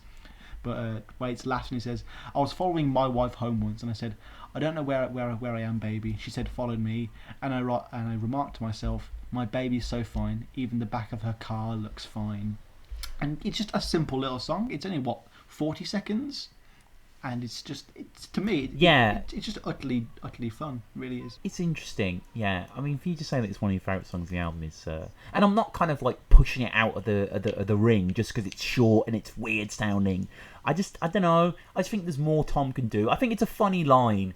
Even a car looks good from behind. It's like a fucking Rodney Dangerfield line or something, isn't it? You get no respect. I do like that, and I like the whole kind of the train took my baby, it went, and then he's literally saying what the sound of the train was or whatever, and then in part the kind of percussive element is that sound as well, and it's fun. It's a fun track, but it's just. I like the fact that it's there, and I like the fact that Chicaboom's on here, and I like the fact that Tom's fucking with us. I think that's great, and I think that he's not making any concessions to any mainstream expectation, and that's fantastic. But of course he never has, so it shouldn't come of too much of a surprise. But what is it to say about Clang Boom Steam? It really is just the anti Johnsburg, Illinois, isn't it? It really, it's short. He's trying to say everything he needs to about Kathleen in one little phrase, but it's in the real gone That is mode. true, actually, yeah. But one of the best things about this song does segue into possibly the other classic track on this album. I actually didn't know it segued until I listened to the album in full on vinyl. I just heard it on shuffle and stuff, and it just segues into possibly a lot of people's favourite Tom Waits track. Tom, tell me about "Make It Rain." "Make It Rain" is obviously a fantastic song. I've been listening to it since first got into Tom Waits because it's easily. Is it the most mainstream Tom Waits song? Lyrically, it's definitely yes. his most mainstream rock song. Yes. But I mean, in terms of like, maybe you could argue Downtown Train or something, but they've kind of got a more of a balladeer edge to them. But yeah, in terms of just like a stomp, a kind of way down in the hole, the bass line's prominent and slinking between these soft cymbals. There's a great sense of breath. The guitar sounds exhausted, but has a real classy. The rhythm's incredible, isn't it? It's got that 1 foot forward, 1 foot back. You know the story. Here it comes again. A sense of resolve into these hollow drain guitars. "I'm not able. I'm just Cain. Open up the heavens, make it rain." Lyrics are, and I love when he says "make it rain," and you hear the guitars kind of like crumble up, and a smack and batter of a song. There's not too much I can really say about "Make It Rain." I'm sure most people know "Make It Rain," and "Make It Rain" as well sticks out for me because. Well, it does the thing that I really appreciate when rock bands do this, and they don't do that a lot, really. Paul Gilbert does it, Red Hot Chili Peppers do it, Van Halen do it quite famously. When the guitar solos, there's just the bass backing. They don't double up the guitar underneath, and I think this is why "Make It Rain" has such a fantastic solo in the whole of Real Gone, and Mark Ribot seems to like to work this way anyway, where the lead instrument is doing all the lead stuff, and there's no other guitar beneath it. There's no rhythm kind of bulking up the, you know what I mean, putting no blow. And like "Make It Rain" has a incredible solo as well that almost feels like a thunderstorm of stuff, just notes flying at you from above. It's glorious to be drenched in. I mean, terrific song, "Make It Rain." It's one of Tom's best pop songs. I know it's not poppy, but it's definitely very accessible. It is a very sort of thrumpy, pumpy, pot boiler blues track, and it kind of eschews a lot of the intensity of Real Gone, just to give it that sort of commercialness. But you're so right about Ribot's solo; it's so satisfying in its execution, and on a song that's so simple, it's nice for him to offer us a solo that both fits the simplicity but has a real mule's kick to it. And to me, make it rain Like just when you first hear like she took all my money and my best friend, there was that little part of me that thought like, oh come on Tom, really, like you know you're gonna write this simply, and then he just goes off on one and it immediately becomes a Tom Waits song. Again, like he was talking to once again the Magnet interview, and the interviewer says, well, I feel like you distilled the essence of Real Gone down into one line where you say, I want to believe in the mercy of the world again. I think so many people feel that way now. And Tom says, do you know who said that? Bob Dylan, funny if we mentioned him earlier. He didn't say that in a song. Mm-hmm. He said it in an interview. He was just talking about the state of the world, so I threw it in there. And it's nice to see that, you know, after the nihilistic blood money that Waits here is telling us in a very matter-of-fact way that yes, the world is a massive shithole, but like all of us, of course he does want it to be better. And it's nice to see Tom have a kind of a hopeful tinge on quite an aggressive song. The bit where he says I'm not able is kind of like a nice little double entendre for me, because when he just says I'm not able, you do just think like oh he's not able to do something, but then we get the Cain reference again. We have that biblical smatter. It's not the first time he's mentioned Cain and Abel. Actually, we've had Dirt in the Ground, Walk Away, and Sins of the Father earlier on this album. It's interesting that on the album with his son, he talks about Cain and Abel so much. Like, is he expecting his other sons to murder the other one? Isn't his other kid murder each other? Wasn't his kid on the tour? You were telling me about this. What's that? Sorry.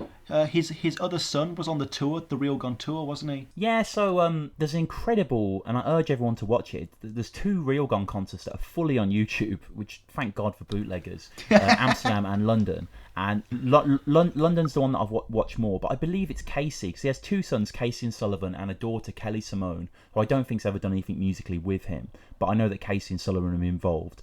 And I think it's Casey who plays drums on Shake It.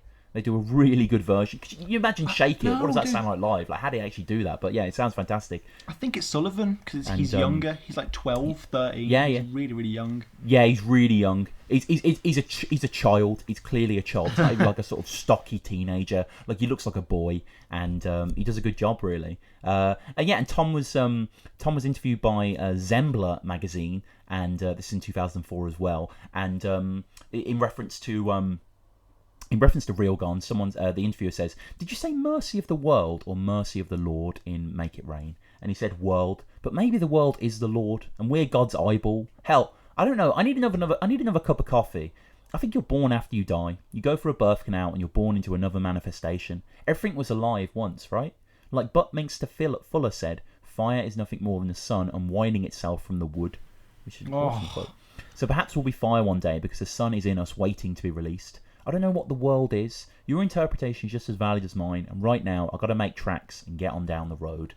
And so not much Make It Rain context there from old Tom, but a great little quote nonetheless. And Make It Rain, it comes on. I've been listening to this album on shuffle quite recently, because I kind of got the ordering in my head, and then I just kind of on and on, making notes. Mm-hmm. Whenever this song comes on, I do kind of just groove to it. I'm just like, yes. I'm just like, this is a great song.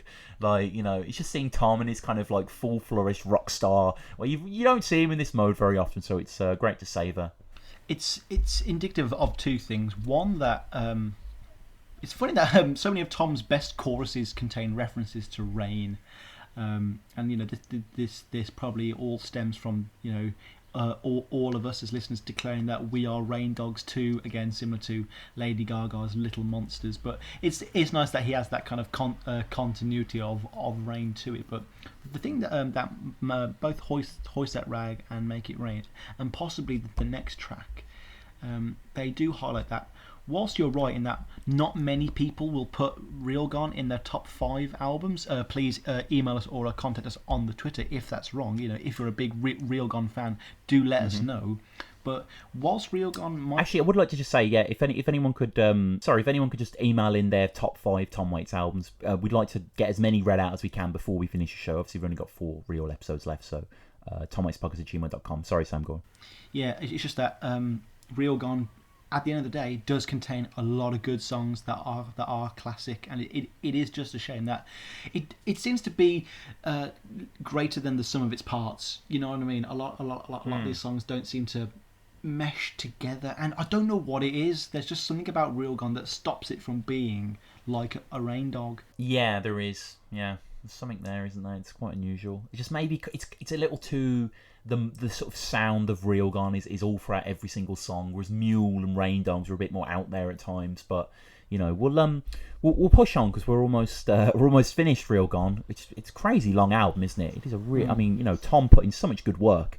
To be fair, considering that Alice and Blood Money were recorded just 2 years before, which is amazing. Even though the songs were written maybe earlier, still to pull this out is incredible. So, Day After Tomorrow, which is the second real, I mean, okay, Hoist That Rag essentially could be in the trilogy, but definitely one of the more explicitly war songs, probably the most one. And he was interviewed by Barney in Uncut Magazine, and Barney asks, am I right in saying you've never written anything as political as some of the songs on Reelgone? And Waits says, well, I keep my mouth shut because I don't want to put my foot into it.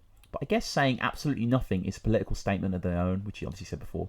I don't know. I read the paper. I want to get Bush out of there, but I don't know that Kerry is the answer either. I think we really have a one-party system with two heads on it. It's so weird that it is so political. I love that quote from the Telegraph where he says, the government looks at these 18-year-olds as shell casings. You know, like, we're getting low on ammo, send in some more.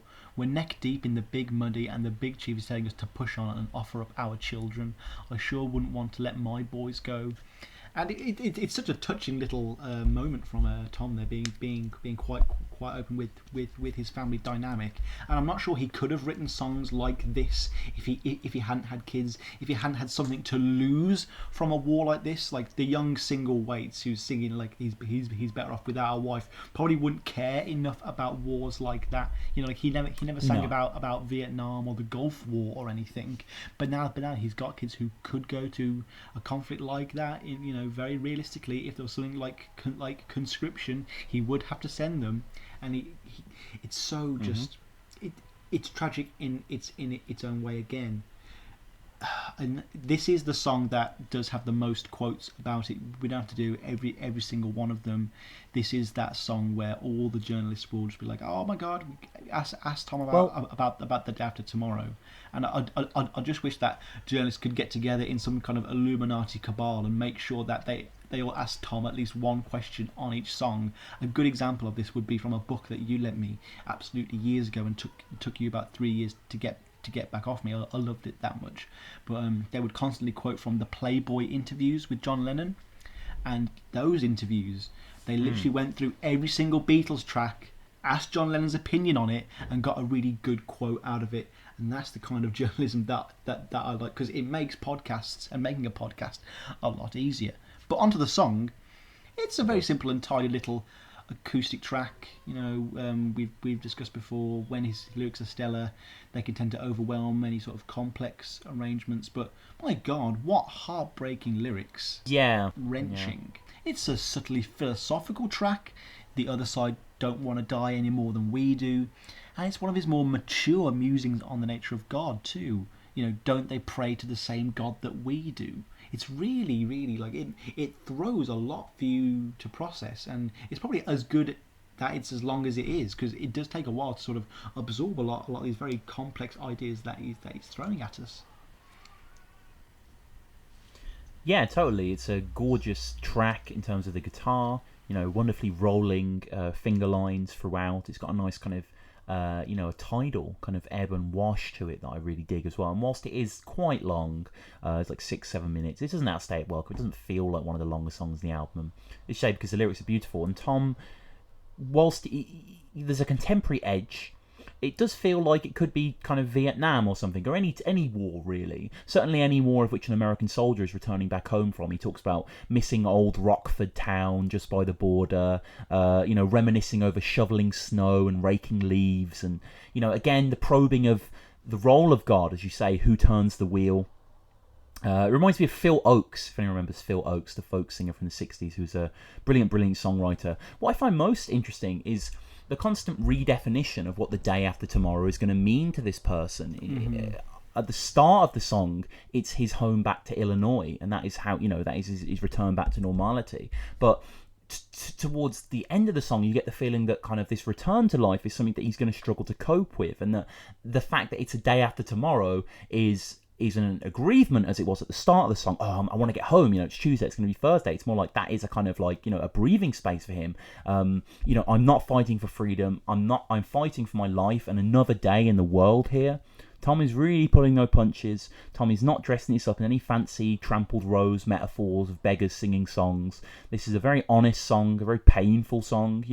We're just gravel on the road. Only the lucky ones come home on the day after tomorrow. It is incredible track. And the final kind of like, I'll be 21 today, I've been saving all my pay, and my plane will touch down on the day after tomorrow. The kind of like, he says it, repeats it to himself. It's kind of like, this is my life now, I have to get used to that. And very sad. And the more I speak about it, actually, the more I really respect this song. I never thought it was a bad song at all. I thought it was quite good, but it is wonderfully done. And again, whistling, as we've heard before. Anyone who's read a story or seen a film with any basic sense of drama will know the real tragic nature of the song as well, because anyone who declares they'll be home soon or that they're retiring whilst they're in a dangerous situation or place ultimately won't be, or at least that's what I took from the song. To me, this kid doesn't get back home, and that's where the real sadness comes from. What helps him imbue that is he does mention Illinois. It's been several albums since he's mentioned Illinois. Kathleen comes from Johnsburg, Illinois, and now that he does have a son in his 20s himself, almost means the song is creating this kind of hypothetical alternate reality that he's immersing himself into, where his son Casey is off in Iraq and Tom is reading his letter to us now. It has a bit of Christmas card from Hooker in Minneapolis to it. They do have this same tragic underbelly to them. And I know what you mean about respecting the song.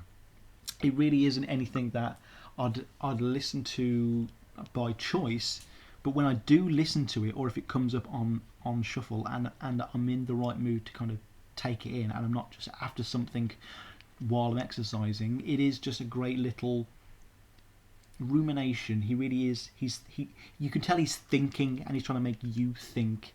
And I think that's all a really good political song like this has to do. He's not really giving us answers, very very much like how's it going to end. He's not going to give us how this story ends, but it makes you think.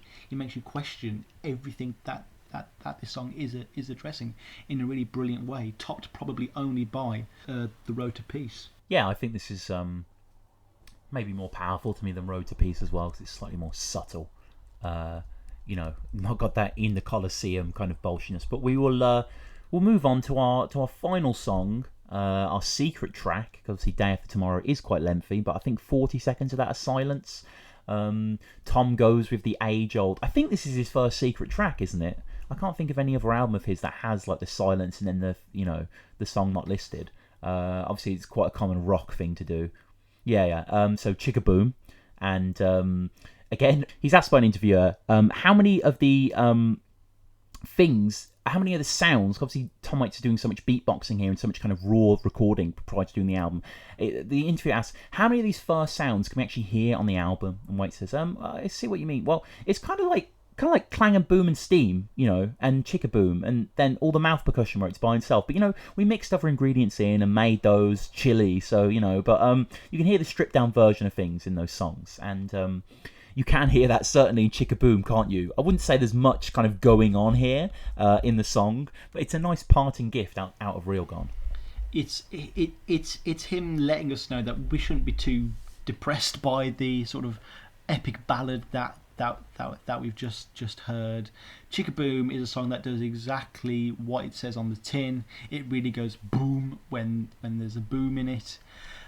It's all over the place. It's totally mad. You can tell Tom's having a blast doing it. Really not a lot to say on it. It's something that is just nice to experience. It's a nice little palate cleanser after we've had all this heavy emotion and political rumination. And it's almost just a nice little send-off card, just to let you know that this is all just music. This is all just something I recorded in my bathroom. I hope you've enjoyed it. This is what it is. This is what it was. and that's Real Gone.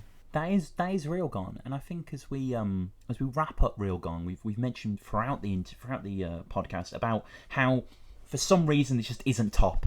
Like, even though these songs are really good, there's something stopping us from just confidently saying this is in my top 3. And I just want to quote from Barney's actual review of Real Gone from Uncut. And just to see, this is what our hero thought of Real Gone. And it helps to draw a lot of the things I've been thinking of, certainly, into comparison. So, here we go. It says, quote, 1999's marvellous mule variations at least leavened its moments of gruff weirdness with blatantly unaffected piano ballads like Pony. Now comes along Tom with a new album that features no piano at all, just a cacophonous brew of human beatbox, threadbare bass and jagged guitar. Don't get me wrong, Waits is still taking more risks than most American singer-songwriters of his generation, and parts of this album rock righteously. It's just that some of Tom's musical modes, such as the fat possum stomp of Shake It, the Todd Browning gallery that is Circus, both those references have gone over my head by the way, or the lounge court of Dead and Lovely, have been done before and much better by him. The templates for Real Gone, songs such as Temptation, Such a Scream, Low Side of the Road, were altogether more satisfying. Hearing those marvels reprised in Don't Go Into That Barn and Baby Gonna Leave Me suggests that Waits is chasing his own musical tail. I kind of find that a little unfounded. There's another quote from Barney where he says, "Oh, well, like whenever I ask all of my friends what's your favourite Tom Waits era, they always say the pre-Swordfish era," and it just makes me think: is Barney a little bit too insular? Is he a bit like just surrounding himself with other mojo hack critics who got into Tom when they were young and didn't. Hack's a little strong. And didn't like the way he was going, and it's, to me, Real Gone is a rip-roaring, raucous ride. Perhaps Barney isn't really too knowledgeable of this hip-hop route that he's going on. Maybe it's not his thing. But just because it's not your thing doesn't mean it shouldn't be Tom's thing. Like, what? Does he just want him writing Invitation to the Blues again and again and again? When Barney talks about the London show that is on YouTube, he kind of...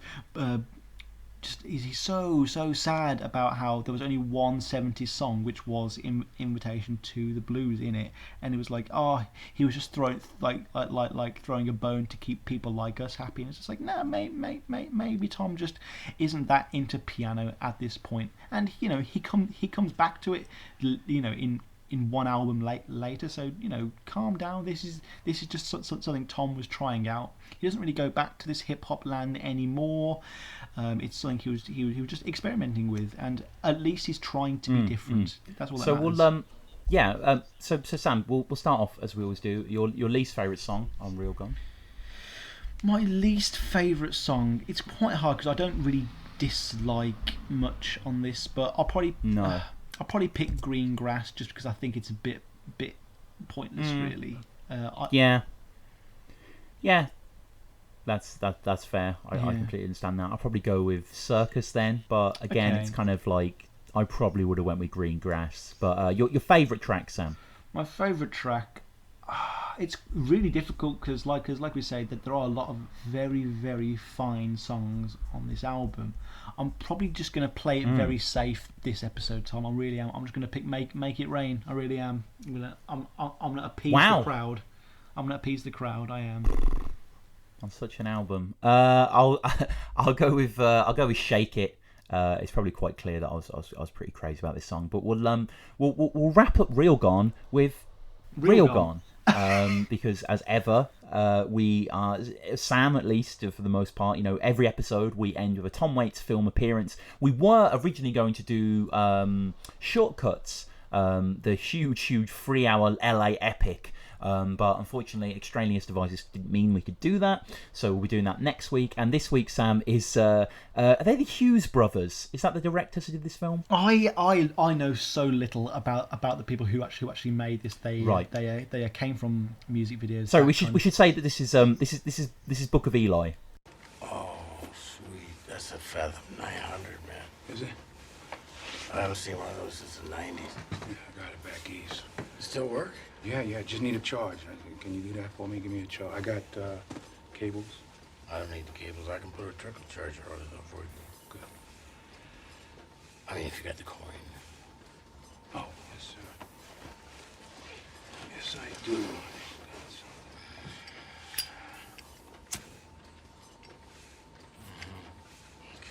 It's American made. Oh, yeah. I got a whole bunch of these. Do you? Yeah. Oh, chapstick. You need chapstick? No chapstick. Yeah, this is the Book of Eli. It's a 2010 Denzel Washington vehicle. It's one of his lowest grossing ones, and I think for good reason. Let's get this out the way. If I actually need to talk about just Tom Waits in this movie, then I could do 98% of my work watching a quick YouTube clip, because that's all he's in it for. I mean, it's not like Twixt levels of performances where it's like 30 seconds of like a narration, but it's still pretty sparse. And again, typecasting much? An eccentric, a recluse, a tinkerer, a dirty vagabond. Like, yeah, it's, this couldn't have given something different for Waits here. Like, I mean, there aren't many roles in this film, but there's the cannibal couple towards the end, and Tom really could have played Michael Gambon's role really well. But I must say, it was pretty cool to see Waits packing heat again. He has a big double-barreled shotgun, and we haven't seen that since he played Kenny in Cold Feet. The story of this film, God truly is away on business in this one.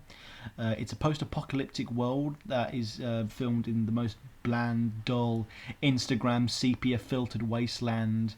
And basically Denzel Washington plays a badass called Eli, who's got this book that we later find out is basically the Holy Bible. He's got the last surviving Holy Bible after a nuclear war, and people are after it because they know the power that it has. So I can tell why Tom was drawn to this film as opposed to maybe drawn to the role. You know, it's wastelands, post-apocalyptica, and you know the power of religion in wrong hands. But I feel like the whole conceit of this film is a little flawed.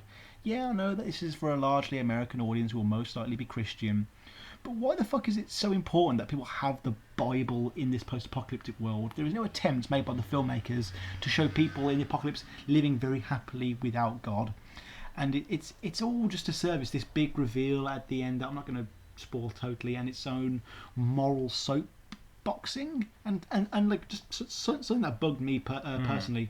Why the King James Bible? Why not the Catholic or Orthodox Bible or the Mormon Bible or the Quaker Bible? What makes the King James edition an edition that was redacted by because that is the edition. A king? No. Yeah, but that is the most popular edition. It's the most used edition. It is. It just like they could have just said the Bible. I don't know why they had to make it the King James one, because to me it felt like saying, the people of the future will need Dungeons and Dragons, but only the third edition of the rule book. And there's this really pandering shot at the end where they pop the Bible between the Torah and the Quran, and you could feel the studio squirming like before they put that scene in. Like, we don't want anyone in this vast multicultural world to take offense to this story that for 98% of its runtime has basically been saying the world is better off with more Bible in it, and yet somehow these other two texts are equally as valid in this new world. And yeah, it's a stupid movie. Yeah, and not to reveal the other big reveal at the end, but let me just say, so many of the film's events could not have physically happened if this reveal was the case. Simple as, I'm sure you know what I'm referring to, Tom, but it's varies all over the place. Like, on one hand, you've got this super realistic world. People are living in this shithole. There are cannibals. There's no power or batteries. There's a really there's a really good aspect of the film that I do respect, is that the villain's death is actually very plausible. He just gets shot in the leg and he gets a severe infection from the gun wound and dies, which is it's kind of a nice idea. But then that's interspersed with excessive one-shot headshot kills from 50 feet away with a pistol with no effort at all. So the tonal balance in this film is so wonky. You can't have a realistic apocalypse with Denzel Washington doing machete kung fu. It just doesn't work. And a great quote for this film that I found was from Owen Gleiberman of Entertainment Weekly, and he described the film as the road warrior without car chases, or the road without humanity. And that's the best way to sum it up. To give it an arbitrary number out of 10, it would be a 5. Like, it's quite interesting the first time you watch 5. it. Yeah, but it's also one of those early Mila Kunis performances, like, you know, like early Kristen Stewart. Like, she didn't really know who she was or what kind of role she's going for. It's like, oh, you're in this apparently. But you know, it's great to see Gary Oldman. It's great to see Tom Waits, obviously. Michael Gambon's fun. Denzel's always a real force and a presence on screen, but he alone, he is not alone able to save a very below mediocre film. I didn't have that much fun watching it. Right, well, I'm sure Real Gone will be back in future episodes. But yeah, thank you so much as ever, everyone, for listening. We really appreciate you just being on board with the show, really. It's been great doing the show, and it's great to continue doing the show. Of course, you can get in contact with us many ways. TomWaitsPodcast@gmail.com. If you got your top 5 Tom Waits albums, how did you get into Orphans? How did you get into Tom Waits? Just tell us these things. We really want to hear them. TomWaitsPodcast.wordpress.com, the blog. Check out Tom Waits and God, new blog post, but there's tons of other blog posts up there. At Tom Waits Podcast on the Twitter and the YouTube as well. And also iTunes reviews, if possible. If anyone could leave those, that'd be really appreciated as well. So thank you so much, guys, and we shall see you in 2 weeks for the first of Orphans, which here we go. I'm really excited to dig into. We're getting deep. I think that trilogy. Yeah, we are. We're almost at the end now, guys. But thanks so much, and keep listening to Waits. See you later. Ta-ra. Well, here's the deal. Now, horses crib as well. I've heard that, yeah. Now, it releases some kind of a chemical in their brain and gets them a little loaded, so they're always cribbing. Mm-hmm. And I was out at the track, and I was going by a barn, and there were several horses, and I was looking at them as I walked by, and one just caught my eye because he'd been cribbing on a white piece of plywood that was the door to his stall, and he'd eaten away the wood and the picture that it created, I kid you not, it was a picture of a horse jumping over a fence. Is that a fact? All right. And it had a lot of style. It looked like a Grecian urn. Yeah. Beautiful. Yeah. Anyway, I thought you had a photograph. Do you have a photograph of it? Do you want to see the picture? Yes, I do want to see the picture. Are you doubting me? No, I'm not doubting you, but I think it would just be... Okay. Where do I put the picture? Well, show it to me first. Okay. Now, what's that a picture of? My God, he's What right. is that a picture of?